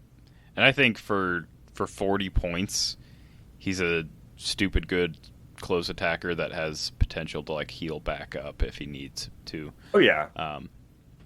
I will say the sculpt is kind of lacking in my opinion.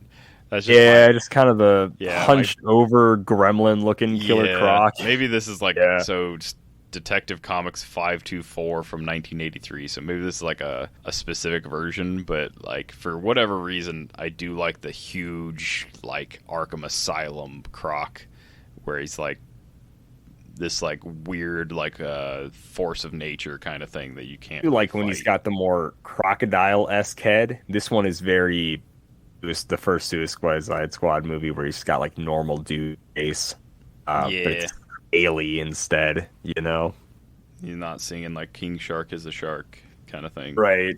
Yeah, Killer Croc is a croc. Thank you for informing us all. Next up, we already went over Red X earlier, but once again, he's unique. Hive, Teen Titans, assassin, martial artist, real name Dick Grayson. Spoiler alert. He's got the such a shame. This evil wood-burning pizza oven must be destroyed. At the beginning of the game, generate an evil pizza oven marker in a square within 3 squares of an opponent's starting area. And then a separate thing that is attached to the pizza oven and not to Red X is characters within 2 squares have knockback at the beginning of your turn if there are more friendly standard characters than opposing standard characters within 2 squares gain 3 mission points. This does seem like your opponent can do this, can gain mission points, because it's a trait by the evil pizza oven, and it doesn't say friendly or opposing. So, it does seem like they can get mission points from this, but pretty fun little mission point piece. His dial itself, without the mission points, is just straight up, solid for 60 points. He has Team Player and Teen Titans, 8-speed rutting shot on his first 2 clicks with Energy Explosion and 11 attack, 18 defense with Super Senses, 3 damage with Leadership. He has that mirrored on clicks 6 and 7. The only difference being on click 7, he has a 6 speed instead of 8, but same 11 for 3 with Energy Explosion and Leadership, and 18 Super Senses.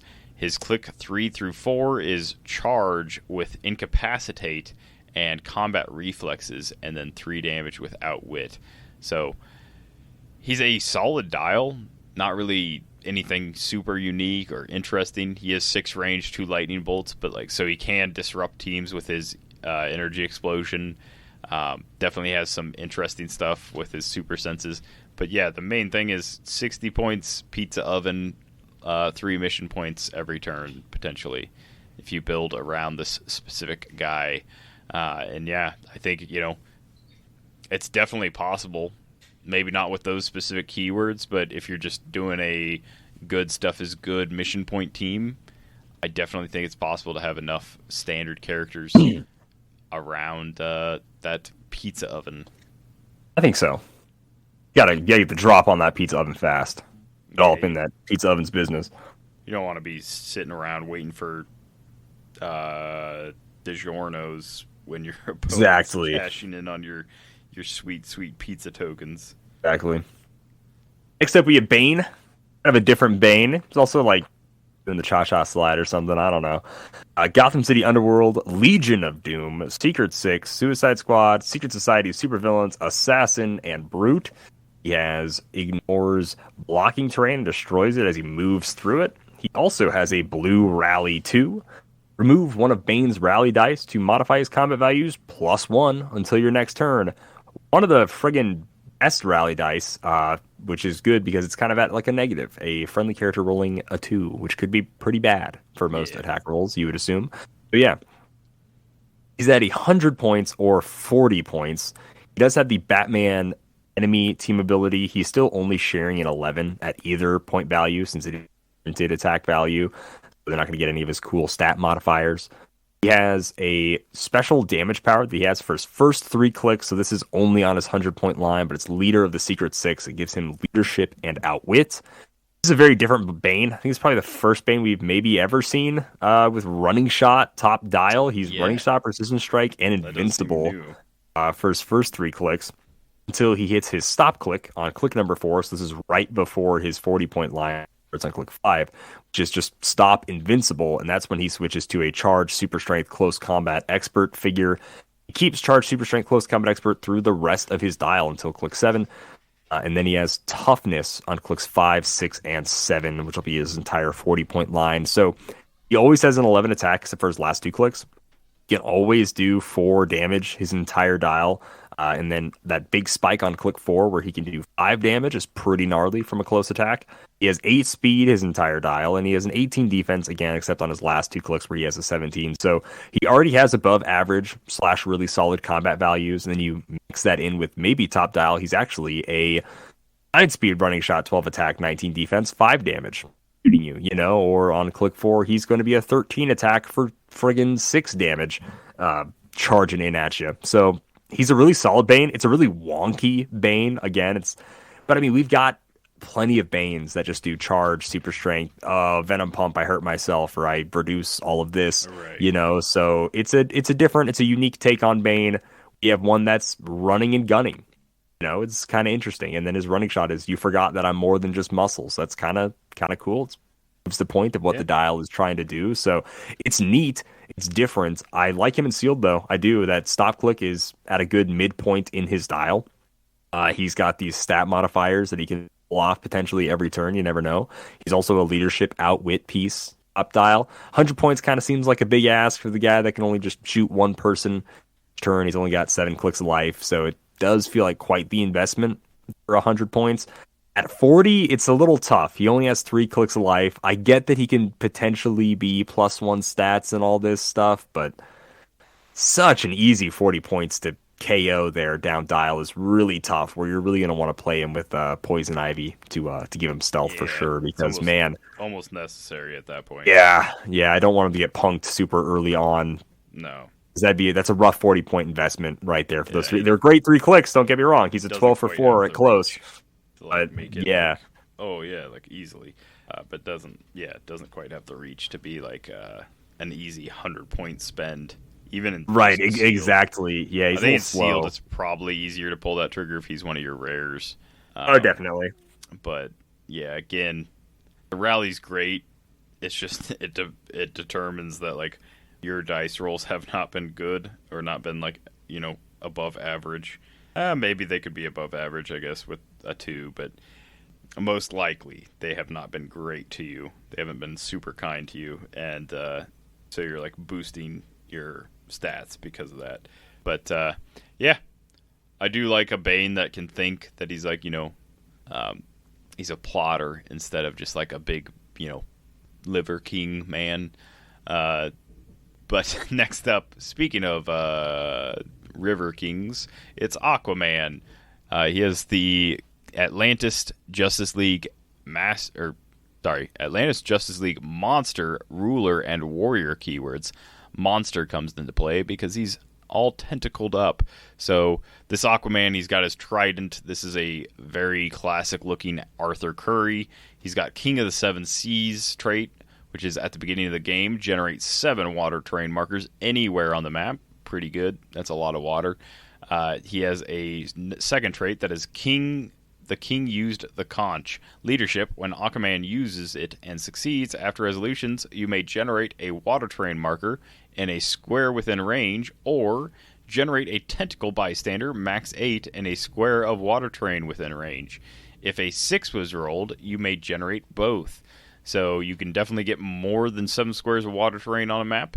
But if you have plenty of water, then you can just start making tentacles all over the place. Max of 8, which is kind of nuts. That's a fairly high amount to put a max on something. That's fairly high, but I get why. Hey. It's Octo. Octopus. Man. Yeah. It's only got 8. Yeah.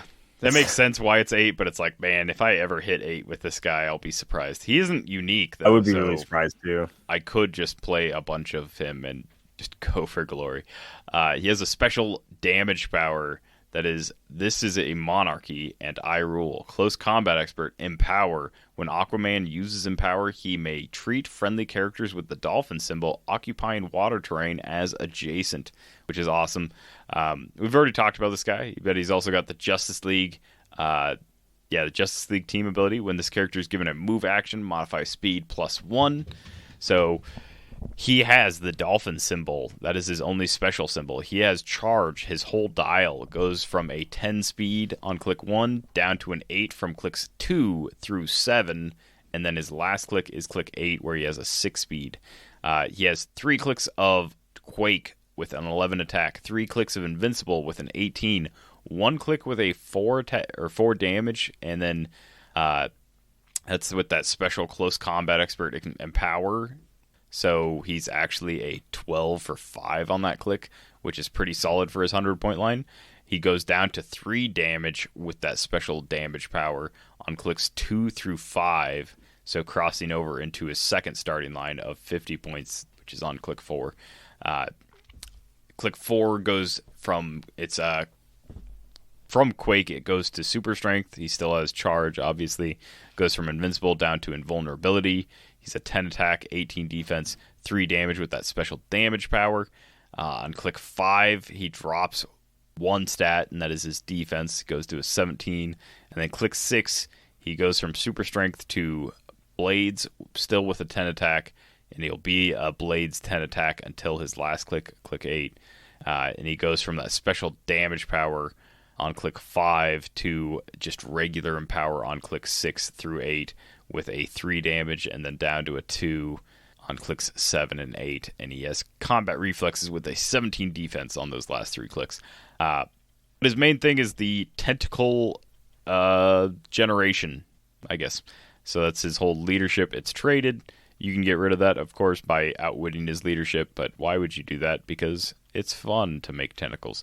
So the tentacles have a trait that is summoned from the deep. If tentacle does not occupy water terrain, KO it. So it will always be in water terrain, or it will be dead. It has the dolphin symbol, so it will always benefit from the water terrain, or it won't be there because it'll be KO'd. And then either top dial Aquaman, whether at 100 or 50 points, will be giving empower to these tentacles because they have the dolphin symbol and they're occupying water terrain, because again, if they're not, they are KO'd.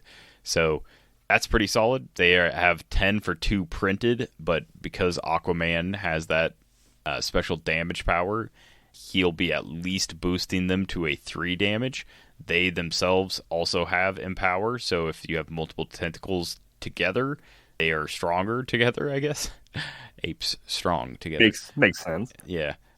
Tentacle Slap is its special attack power. 10 attack with Quake and Giant Reach of 3. So even though they're not able to move out of the water, they can reach out up to 3 squares and slap with the tentacles.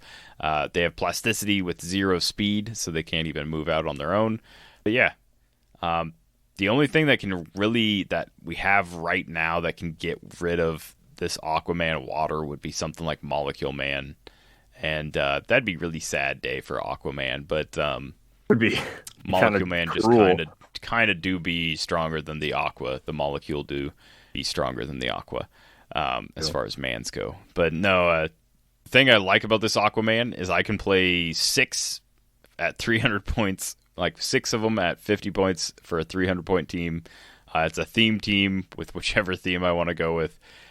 Each Aquaman can potentially generate tentacles. Each Aquaman then empowers each tentacle. Each Aquaman generates 7 water terrain markers anywhere on the map. Why this guy isn't unique, I don't know, because I think 6 of them just floods a map, and then I have a potential of, I don't know, what is that, like 48 tentacles? 6 times 8. Oh, jeez, it's true. Yeah, because each of their own max. Yeah. Oh, with yikes. Like 10, they'd all be 10 for 5 at least until like I start losing Aquamans. All the Aquamans in water terrain would also be 10 for 6. Actually, no, close combat expert. They'd be 11 for 6. Yeah, I think it's a solid team. It's not good, but that's very. I think it could take some people by surprise and definitely ruin at least a few people's day. No, that's Aquaman. We've already talked about him, but he's fun. He's a cool figure. Yeah, no, I like him a lot. I think this is like kind of a love letter to Aquaman fans. I think he's a really solid Aquaman. Don't get a lot anyways, so it's nice to have a really good one. Next up, we get Wonder Woman. This is another version. They did the Goddess of War Legacy card because this was the rare Wonder Woman from the Superman and Wonder Woman set. Like that one got a Legacy, and they're both the Goddess of War. This is like the new 50 kind of costume Wonder Woman. It has a very similar dial to that one. Very long, beef. A heck of a pick. In a BR, dang, a really good pick. She has 11 clicks of life. Yeah, I know, a friggin' 11. Wonder Woman ally team ability, the Justice League team ability. She has 1 trait, Golden Lasso. When a Wonder Woman hits after resolution, she may use mind control as free, but only to target the hit character. Pretty solid. She has 4 range and 2 targets. She has hypersonic speed for the first 6 clicks of her life. Her 75-point line starts on click 6. So that's friggin' something, man. She only has 8 speed, though. She has a 12 attack top dial, 19 defense top dial, and a 4 damage top dial. She has a special defense power for, again, you guessed it, the first 6 clicks of her life, which is ESD, Invincible, and Super Senses. So that is going to be a 21 from range top dial with reducing damage by 2, and also a 50-50 friggin' Super Senses. Don't worry. If you're scared of her losing her rollouts, since she has traded Super Senses, this can be outwitted, sure, but she'll still have the Super Senses on a 6. And, she has Super Senses her entire dial, because on clicks 7 through 11, she loses the special defense power, but then has normal Super Senses with a 17 defense. She is Close Combat Expert from clicks 2 through 6, which is gnarly. Not on click 1. 4 damage and a 12 attack is enough for you. Don't be greedy. But on click 2, she will be a 13 attack with 4 damage, which is kind of cool. And then on click 6, she'll be a 3 attack. Yikes, 3 attack, that'd suck. A 12 attack with 3 damage. And then she goes on to exploit and charge the rest of her dial once she loses hypersonic speed and close combat expert. So that's click 7 through 11. It's exploit and charge. Her special attack power is kind of just this chunk in the middle. It's clicks 4 through 9. And that is the Goddess of War, where she has Blades, Claws, Fangs, and Incapacitate. Don't know how often, if ever, you'll be really using the Incapacitate, but there's some spots in there where she has, some low damage. Maybe Incap would be a better call at the time. I don't know. You're playing the figure. Maybe. It's not great, but it's there. It is an option, I guess, and options are nice. I like having choices. Last 2 clicks, then she has Blades. It's a very interesting dial. It's a very different dial. Amazon, Justice League, Deity, Future, and Soldier. Not a lot of Wonder Woman get the Soldier. It's kind of cool. Yeah, it's a really big, long, beefy 200-point dial. Again, probably a pain in the butt to take out in a sealed format. Just keep in mind, she is not protected outwit or anything, so outwitting those defense powers can really hurt her. But again, keep in mind, if you do get it outwitted, you still do get senses on a 6, so it's not nothing, even though it feels like it could hurt a lot. But 4 range, 2 targets, she hypersonic speeds. That's only going to be a total of a 10 square reach max because she halves her range. 12 for 4. It's kind of neat. It's really cool. I mean, she's going to run up and punch you. The free mind control, I think, is going to help you out probably the most, because then she can hypersonic, maybe get back a little ways if you didn't overextend like crazy, and then be able to free mind control. I think this helps her being a very high point costed figure. 2 targets is good. The free mind control is really good. It allows you to have better action economy when you sink 200 points into just one piece. And then a 11 click long dial is also super nice, but hopefully you have a way to heal her or something on your team, because she'll probably need it. But then again, if they don't have outwit, it's a pretty dang tough dial to chew through. 50-50. Yeah. No outwit. So it's a really strong dial. It's a really good dial. I see some plus sides, some bad sides, but overall, I think it's really good. I think it's really solid. I think it's well designed for sure. I agree. Yeah. I think 200 points, obviously the highest costed character that we've seen. Yeah. It's ESD, Invincible Super Senses. Even if they manage to outwit it, though, if you manage to get a theme team or you have like a prob on the team, it is a printed 19. So the best we've seen, I guess there are a few 13 attacks, but those are pretty rare. So yeah, it's not going to be super likely that it's like an easy attack for them. But we are out of the rares and onto the super rares. So, yes, we did it. Yes. Yay. And we got to talk about lanterns, Simeon. Yeah. Into the super rares, into the lantern We kind of talked about a lantern, but I mean the actual lanterns this time. We're starting off strong with Jon Stewart. He's on his knees. He's crying out. He says, Blackest day, darkest night, no Heroclix shall escape my sight. And he's like shooting a chest spear out of his chest. Interesting. Like Iron Man unibeam laser into the sky. Very strange sculpt, but it is a cool sculpt. It's a unique sculpt. It's probably from a comic or comic cover that I just haven't seen. Future State, Green Lantern #1, 2021 is the significant appearance. But this is Jon Stewart, Green Lantern Corps, Justice League, Herald, and Soldier keywords. And Brightest Day is his trait. Willpower, when Jon Stewart uses it and succeeds, he takes a maximum of 2 damage from attacks until your next turn. As you may have known, Green Lantern Ring, which he gets to use the effect for free to generate the constructs. It also says willpower, if they can already use willpower, then increase the result by +1. So he has a 50-50 to not only remove action tokens, but also take a max of 2 damage. And that is not something that can be outwitted. I guess willpower technically can be, but if he already succeeds, then you can't outwit retroactively willpower because he already succeeded. He has a special defense power from clicks 1 through 5, and that is Barrier and Vulnerability. Barrier as free, but only to generate 2 markers. He has 2-point lines, 75 and 50. His 75-point line goes from click 1 through 3, and then his 50-point line starts on click 4. So on click 1, he has a 7 range, 1 lightning bolt. He has a running shot, precision strike, special defense power with 18 defense, 3 damage with that enhancement So yeah, he's got barrier invuln. I really like this top dial because you can running shot, barrier as free, make 2 markers, protect him. And then yeah, you've got invulnerability. You potentially have that willpower, take a max from 2 anyhow kind of thing. He does have the Green Lantern team ability as well as the Justice League team ability.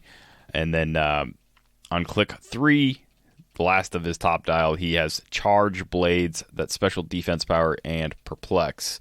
So he can make himself a 12 or a 19 defense. And then if you play him at 50 points, he's a very economical in sealed especially.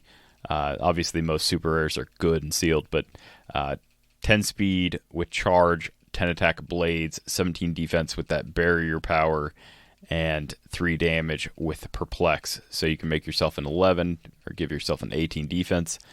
He has the same kind of stuff going on click 5 with an 8 speed, but still charge blades, special barrier defense, and then 3 damage perplex.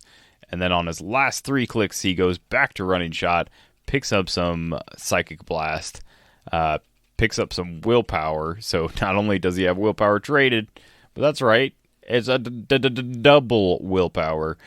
He has it traded and on his last 3 clicks. How cool is that? You only get to use 1 instance, you fool. So yeah, good luck with whatever that is. The click 6, he has so he's got range combat expert on those last 3 clicks as well.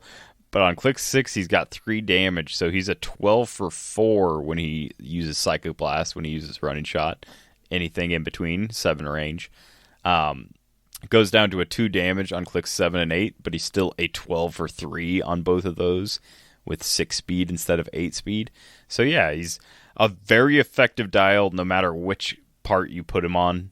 At least, I will say this, at least if his willpower isn't outwitted, there's a good chance that if you equip him in Constructed, probably not in Sealed, but in Constructed, if you equip him with the Green Lantern Ring, good chance that he'll take a max of 2, which is better than reducing by 2, because like even if they do like 1,700 penetrating damage, you're still taking a max of 2.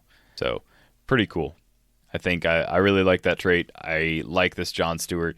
Is he the best super rare Green Lantern we've had? No. I like the Hal Jordan from Wonder Woman better. Yeah, sadly, definitely not. Yeah, but I mean, he can still generate the glove. He can generate, all the new constructs as well. He'll be able to generate them for free because he has the keyword. But I will say, just like longevity-wise for similar points, I think that... What is that, Hal? He's also 75 and 50. 75 with 2 stop clicks. 2 stop clicks, 19 defense. He's a little better. I don't know. He's a little bit just better. a touch. Yeah. But no, it's John, a cool you're still take. good. You're still a good Green Lantern, John. But just Hal Jordan is better. Well, what can we say? I mean, it's almost like he's the first. I mean, he's no Well, Alan like Scott. he's the first. But He's pretty good. Yeah.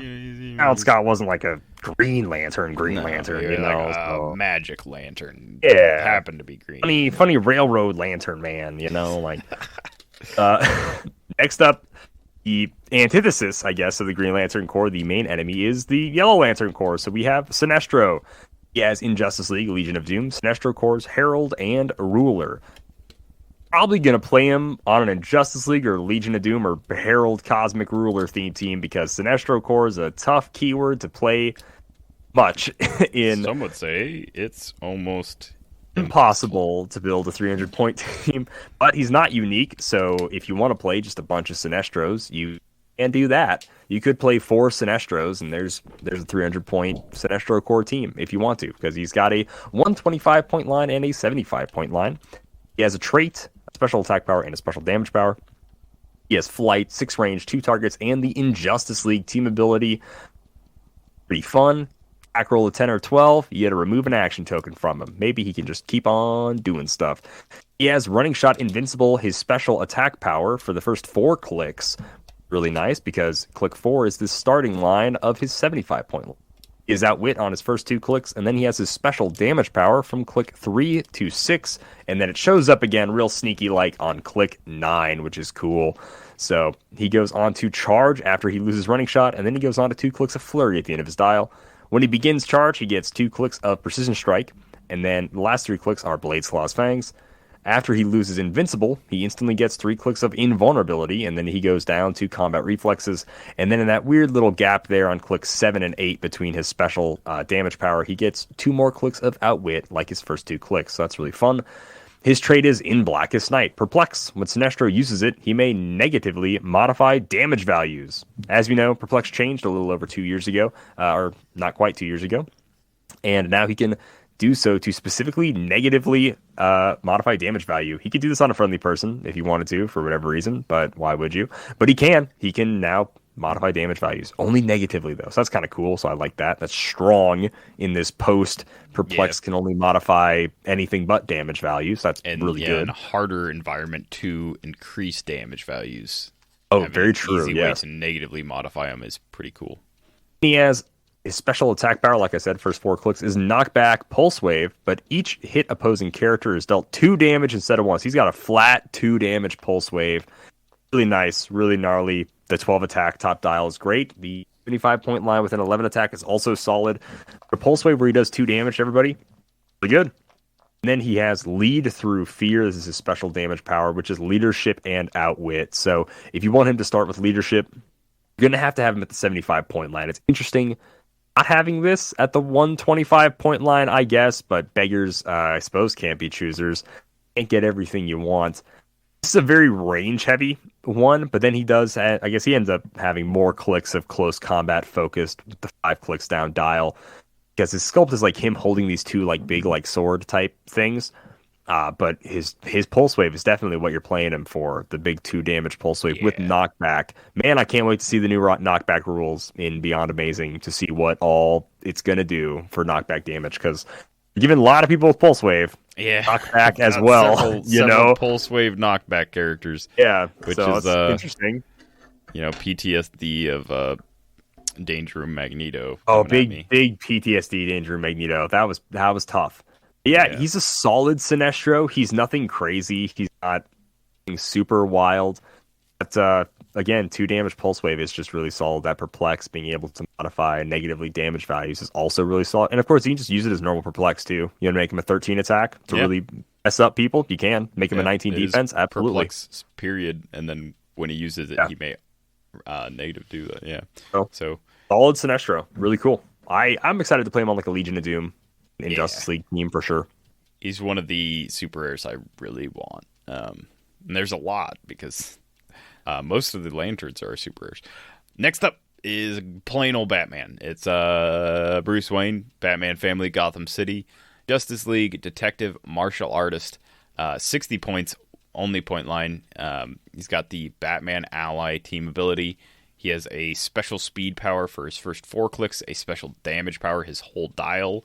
First 4 clicks of that special speed power. He also has Precision Strike with 11 attacks, and then he also has Toughness for those first 4 clicks. That goes 18, 17, 17, 18. Last 3 clicks, he has Charge with Steel Energy, 10 attacks, Steel Energy. He goes to Combat Reflexes with 17s on the clicks 5 and 6, and then 18 on his last click. Again, coupled with that special damage power. So it is interesting that he's got I Ignore Mine is the name of his Steel Energy. I will reference the one the lead up to that power, but that is the name of his Steel Energy that lets him heal up. You don't see a lot of Batman characters that have some sort of like regen, Steel Energy, whatever. But so that top dial. So again, he has improved movement, elevated, and opposing characters, 5 range, 2 lightning bolts. That top dial, first 4 clicks, he has speed power. That is, he does this thing with shadows. Charge. At the beginning of your turn, you may place Batman in a square of hindering within range and line of fire. So that's 5 squares. Any 5 squares that are within line of fire, not hidden, he can see that. He can be placed at.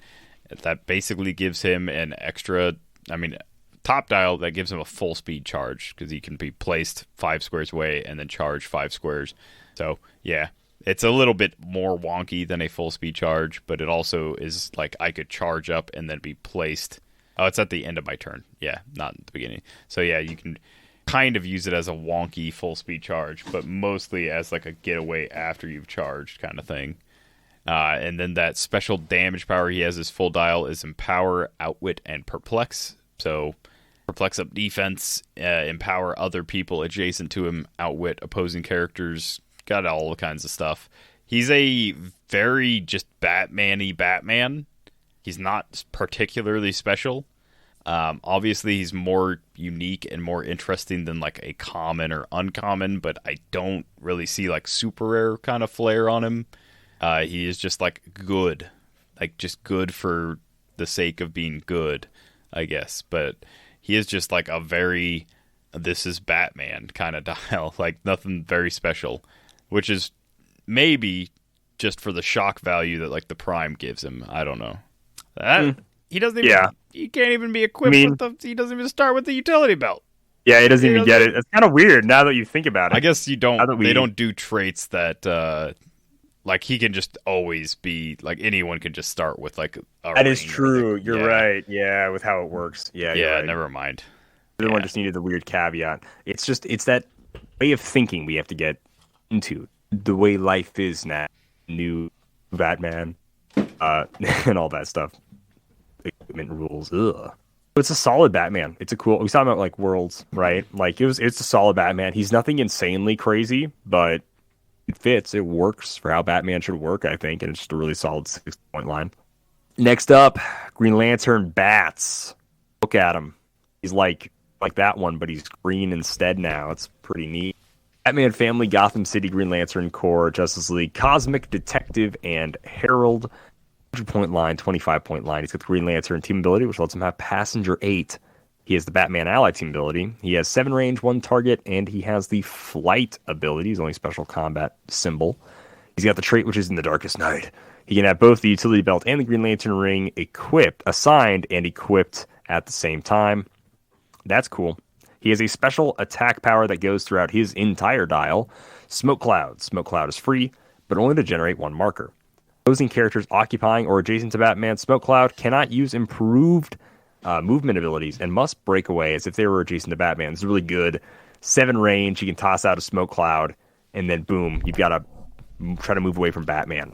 You know, if you want to, if you want to say skip, I forget now what the utility belt does. We saw it earlier this week. Probably should have pulled it up when talking about this guy, but I didn't. He does some stuff. He can choose all sorts of different powers and abilities. It's like the alchemical potion, but it gives you. I don't remember if it has plasticity, but you could always give this Batman Book of Levitation. Does it? Okay, so the belt has plasticity. That's really solid. Here, I'll read them off real quick here. Okay, sick. Perfect. Thank you, Simeon. Utility belt, 10 points. So it has 6 different little unique icons. One is smoke grenades. So that's Smoke Cloud. Smoke Cloud is free. One is handcuffs. That's incapacitate, plasticity. Grapnel gun is force blast / leap climb. Batarang is ranged combat expert. Minimum range value of 4. Disguise kit is improved movement, ignores characters, and shape change. And then the first aid kit is regen and support, which all of these seem really powerful. Obviously, I think disguise kit is like stupid good, and then the Batarang range combat expert is stupid good. Incap plasticity is pretty okay. Smoke Cloud and Smoke Cloud is free on any kind of Batman is good. Then it has so the way that you use it is similar to the alchemical potion, or I should say the errated alchemical potion / fire. So it's free. Roll a d6. Turn the utility belt clockwise. You start with the arrow indicated pointing at the image of your choice, but then free, roll a d6, turn the utility belt clockwise a number of times equal to the result. If this character has the Batman Family keyword, turn it any number up to the result. So if you roll a 6, it could be anywhere in between or whatever. This character can use the listed effect, if any, until your next turn.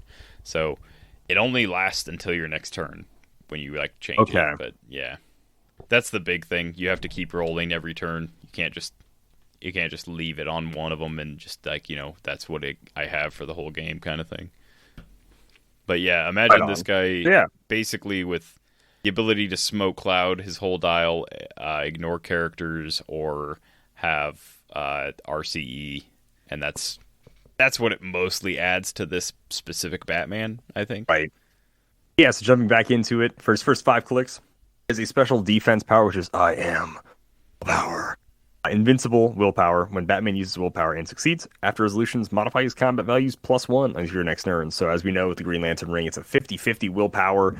So he might just have just +1 combat values all the time if you roll the willpower really well. Yeah. It's a good chance that it's not outside the realm. Like, yeah. I mean, I can't say more often than not, but yeah, it's 50% of the time. Like, statistically, it should be 50% of the time. Hopefully, yeah 50-50. And, and what are his tokens stats that whole time that are going to get? Yeah, also, yeah, and he's just going to keep going. So it's really solid. He's a really solid prime. As running shot, his first 5 clicks, like I said, that defense power, like I said, that attack power. It's outwit for 2 clicks, perplex for 2 clicks, outwit for another 2 clicks, and then perplex on his last click. Is a 10, 12, 18, 4 top dial, which could easily be an 11, 13, 19 for 5 with 8 range. Like, he's really good. I think he's a great sealed pull. 100 points is awesome. The 25-point line, this is his supporty. He's got phasing instead of running shot. He still has that special attack power with the whole smoke cloud thing, which is really solid. He has barrier, and then he starts with outwit. I could see him being played on some teams. It's just him being a prime is a tough sell. I'd say this is really meta, but him being a prime means you're not doing Destroyer, you're not doing Mad Jim, you're not doing US Agent, obviously, best prime in the game. But again, the prime slot, that's just a tough contention right now for prime slot. Yeah, and I highly doubt that his 25-point line is worth taking up the prime slot. Like, that's what I think. Even coming in with the utility belt and Green Lantern ring, I just highly doubt that 25-point line. It's like, so what, he's going to like phase up, drop a construct, free smoke cloud, and like one of his other like free things, like have shape change or something. Sure. I just really, really don't think that for 25 points that's adding enough to most teams. I don't think so. I really don't think so. And really his keywords just aren't there. Like, so it's unthemed. If I'm unthemed and I'm adding a prime, I mean, there's a lot of primes to choose from. Like, just a lot. You could maybe see him be like Cosmic. I think, obviously, on like a Herald team for like a fun casual night, this dude's awesome. He's a great standout in the Lantern Herald theme team type deal. Yeah. Maybe even in like a Silver Herald with good old I could see that. Stuff. Yeah, Exodus. That could be helpful, actually giving out that or improved movement and actually mess with people, helps Exodus go a little further too. So that's cool. But yeah, that's Batman. He is really solid. I do really like him.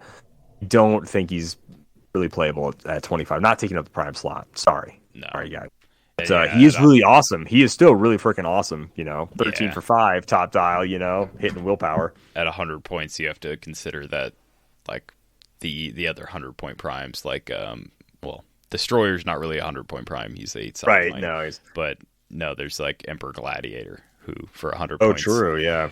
Kind of just sort of packs a bit more of a punch. This Batman around, like maybe not, but like kind of just depends on which one hits and which one doesn't, I guess. But yeah, he is like a super good prime though. Like as far as like super rare primes go, he's like one of the more interesting and like casually just nuts, absolutely nuts. Absolutely. Next up, we've got one of the Jedi Council members. I can't remember his name. Big old forehead guy. Oh, yeah, that's right. Brody Ness. Blue Lantern. Yeah, wow. I'm sorry, Brody Walker. That's his name. There you go. Blue Lantern Corps, Cosmic Herald. No one except me and you understand that. But yeah, it's literally just a joke for you and I. Oh, well. Literally it. Blue Lantern Corps. This is old Saint Walker. He's got the Blue Lantern Corps keyword. He's probably, I'm almost positive he's the only Blue Lantern Corps in this set. He has In Fearful Day as his one trait, which is Empower. When Saint Walker uses it, he may treat other friendly characters within range and line of fire as adjacent, which is nutso. 5 range and line of fire as adjacent for Empower. Pretty solid. Even more solid that he has a 30-point line that he can do that with. So then, his second trait is all will be well. Attack rolls of 11 made by friendly characters within range are critical hits. It only increases your critical hits by a small margin, but instead of needing a 6/6, you can now roll a 5/6 or a 6/5. So, technically increasing the odds. If Saint Walker is 60 points, attack rolls of 10 made by friendly characters within range are critical hits. Now, that's quite a few more options for rolls that can be made. 5 5s included, 4 6s, and 6 4s included. So, yeah. Still, after playing a lot of... what's the name of that Thor's axe from the Mighty Thor? Yeah, Jarnbjorn or whatever. Yeah. After playing a lot of that, which had the same effect, I came to realize that I just don't roll much higher than 9s ever, especially not when I want to or with characters I want to. But yeah, this is map wide. It's just friendly attack rolls or attack rolls made by friendly characters within range, I guess. So it's not map wide. It's 5 range, but it doesn't have to be within line of fire, I guess is what I was getting at. Top dial, he has enhancement and perplex for the first 4 clicks. So for 60 points, you get 5 range, 1 lightning bolt, 8 speed running shot with flight. You have precision strike with 2 clicks of an 11 attack, 2 clicks of 10 attack, 18 defense with super senses for the first 3 clicks, down to a 17 defense with super senses on click 4, and then that special damage power, which is enhancement perplex for those first 4 clicks, with 3 clicks of 3 damage, and then down to 2 damage on click 4. For 30 points, you get 3 clicks of Force Blast with 7 speed down to a 6 speed on click 7, TK with 10 attack down to a 9 attack on click 7, ESD with a 17 defense down to a 16 on click 7, and then enhancement that is just 2 damage for all 3 clicks. The 30-point line, I think, is really solid. Those 2 traits are really good, and when you add them in with the 30 points, I think using Empower within 5 range and line of fire, empowering everybody that he can see, pretty solid. Good, yeah. I think, obviously increasing the critical attack rolls just to an 11 isn't going to be game-changing, but it's pretty solid. And then at 60 points, he has attacking potential, whereas at 30 points he's mostly just those 2 traits, and then also TK. He does also, he's got enhancement and the ability to carry somebody for sure, but he's doing the whole Blue Lantern Corps thing. He's just boosting friendly characters, and that's it's pretty cool. I definitely wouldn't play him at 60. That's just personally where I'm at. I think in sealed, if he's my best character at 60 points, I may be pulled real bad. But at least his whole dial, he has enhancement and empower. So no matter which point value you're playing him at, he's boosting adjacent friendly characters' damage values. So there is that. Yeah, Saint Walker is nothing if not a team player, and I really dig that. I really do like this 30-point line. Honestly, the lanterns as a team, just random Spectrum lanterns put together on a Herald team, is going to be really boosted by this 30-point line. It's really nice, actually. Yeah. I like it a lot. 60, his whole attack roll of 10 at least means I might play him with 40 cakes Lex. Oh, at sure. 60 in silver for a fun, time. Throwing out critical hits all over the place. That can be kind of cool, but even then that takes a little bit of ramping. But that'd probably be the only time I play him at 60 over 30 economic wise, Right. Yet the man himself, Larfleeze, the dude who's super greedy, super orange Lantern Corps, Cosmic Herald, and the monster keyword. He is one of the few lanterns to get the Cosmic Energy team ability, which is pretty cool.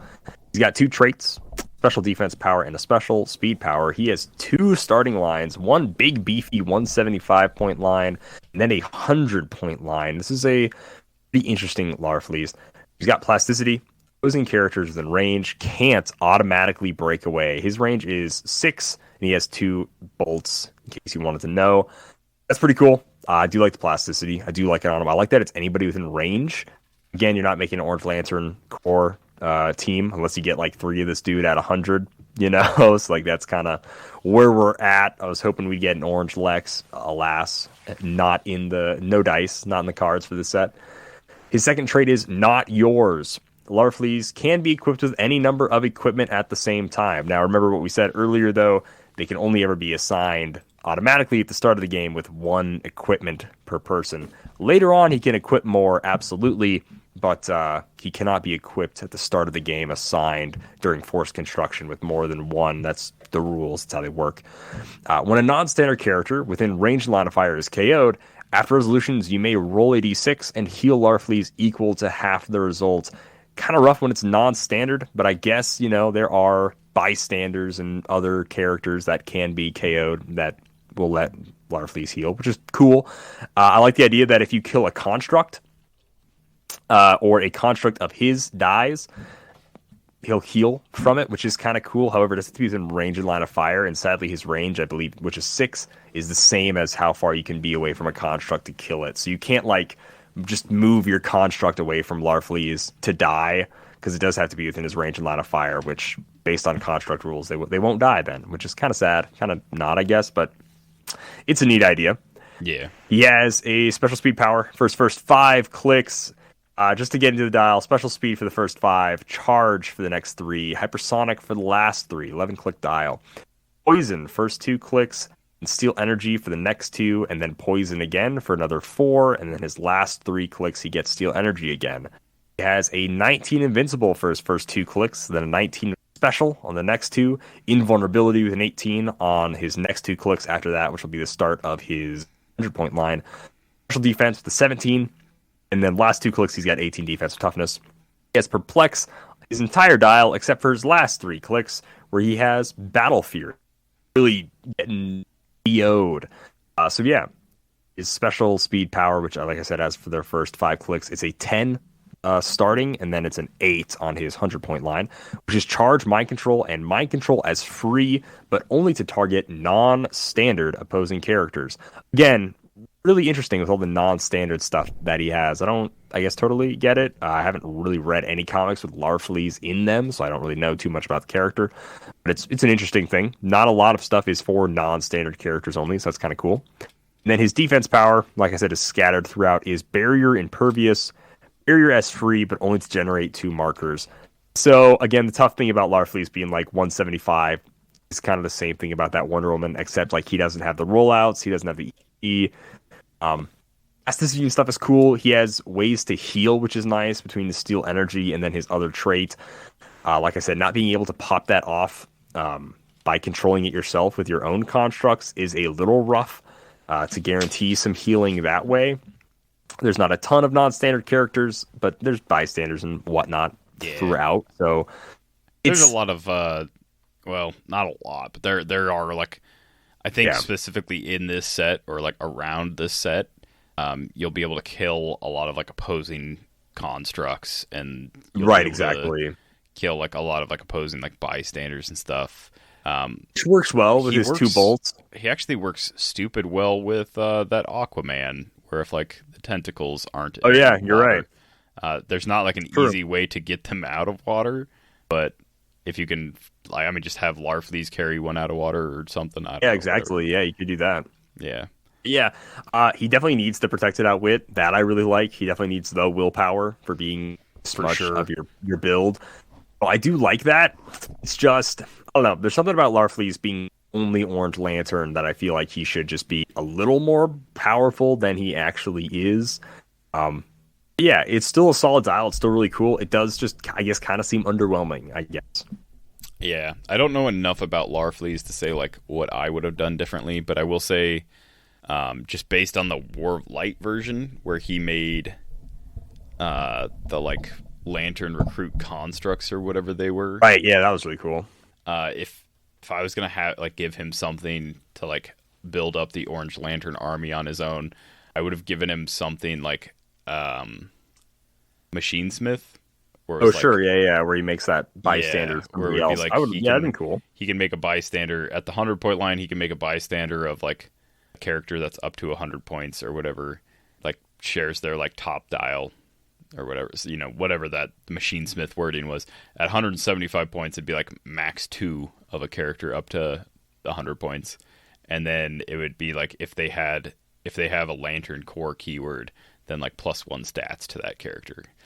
Yeah. But I don't know if that actually makes sense for Larfleeze's character. I honestly have no clue. Like the most I've seen is like there's some animated movie where they have to go and get the orange lantern or something, and he like is like, what's mine is mine is mine is mine, and he's like hiding around in like his junk pile of like dragon gold kind of thing. Oh sure, yeah. But yeah, he is a really cool character. I always liked the Heroclix interpretations of him. This piece is specifically not the easiest to and then again, I don't know, I guess if we went over it, but the orange lantern, that he is the only person in modern or even like tangentially close to modern. He's the only character in like the last couple of years that will be able to equip this. Pretty much, yeah. Basically, yeah. But the orange lantern gives you plasticity, and then if the character can already use plasticity, when it hits with a close attack after resolutions, you may unequip a hit character and equip that equipment to this character. So that's the main way that he gets more like equipment, I guess. Yeah. But yeah, he does have plasticity, right? Yeah, no, it's traded. Yeah, traded plasticity. So yeah. And then they can't automatically break away. So yeah. I do wish people within like range and line of fire or maybe treated as adjacent or something. People within like range and line of fire. That'd be kind of neat. Right. I kind of dig that, But yeah, that's Larfleeze. And all right, that is it for the first half of our set review. Obviously, commons, uncommons, and rares are the things that you can count on for sure in Sealed. We really wanted to get this out before all the pre-releases happen at stores. I think we ran a little bit late. There's going to be some pre-releases happening as this episode drops and throughout the rest of the week. We will be back next week with the Super Rares, Chases, and Legacy cards. There's only a few missing right now, but even as I speak, more are popping up on eBay. So at this point, we basically know everything that's in the set, which is awesome. This set is turning out to be pretty fun. I think as far as a sealed primer goes, something to prime you for pre-release, we maybe gave you some good ideas. Just going forward, assume any super rare you pull is worth playing. That's almost always the case. And then same goes with chases, and obviously you can't play legacy cards in sealed, but we will cover those for more like constructed reasons and so forth in the next episode, which hopefully at that point you've already played in a pre-release because it's cool and it's happening this week. So like always, we are brought to you in part by CoolStuffInc.com. I'm not exactly sure when they're going to be putting their singles up, but I will say that January is when the set actually drops, so you can still pre-order it from CoolStuffInc.com, which is very cool. Their pre-order prices are $135 for a brick, which gets you free shipping, $260 for a case. Single boosters are $16 each. You can use code DIAL5 for 5% off on all of that. The Heroclix Batman Team Up Miniatures game is $60, and that is still in stock. Their Dice and Token Pack and Play at Home kit are both sold out as of now, but maybe they'll have more of those, and then at some point they'll have singles. So if you have a specific figure you're not totally sold on the set, maybe just hit up the singles. But we'll be back. I do think there's going to be one chase per brick. That seems to be what the allocation is showing us. So just keep that in mind if you want to order a brick. Not only will you get a legacy card, a team-up card on top of the brick, but you'll probably be guaranteed a chase. Don't hold me to it, but it seems from what all the reports that we've seen show, there will be a chase per brick. So that's pretty cool. In a set like this, that's kind of necessary.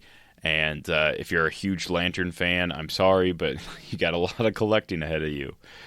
So yeah, check them out at CoolStuffInc.com. Make sure you use code DIAL5 to get 5% off. And see us next week for the rest of the set review. Like always, Happy trails. So if you're looking for emotional satisfaction, my advice to you is seek professional Heroclix? help. Are you serious? Again? How many people even play this game? Like 100? Instant deadpan humor. Over 6 people think I am funny. It's a hard day's work. Not that you know anything about that. Which, You absolute fools, it's not. Witcher nonsense. I'm gonna make Heroclix like that forever. Are you kidding me? Hey Google, attack someone. Let's attack Simeon because he's a jerk. Happy trails.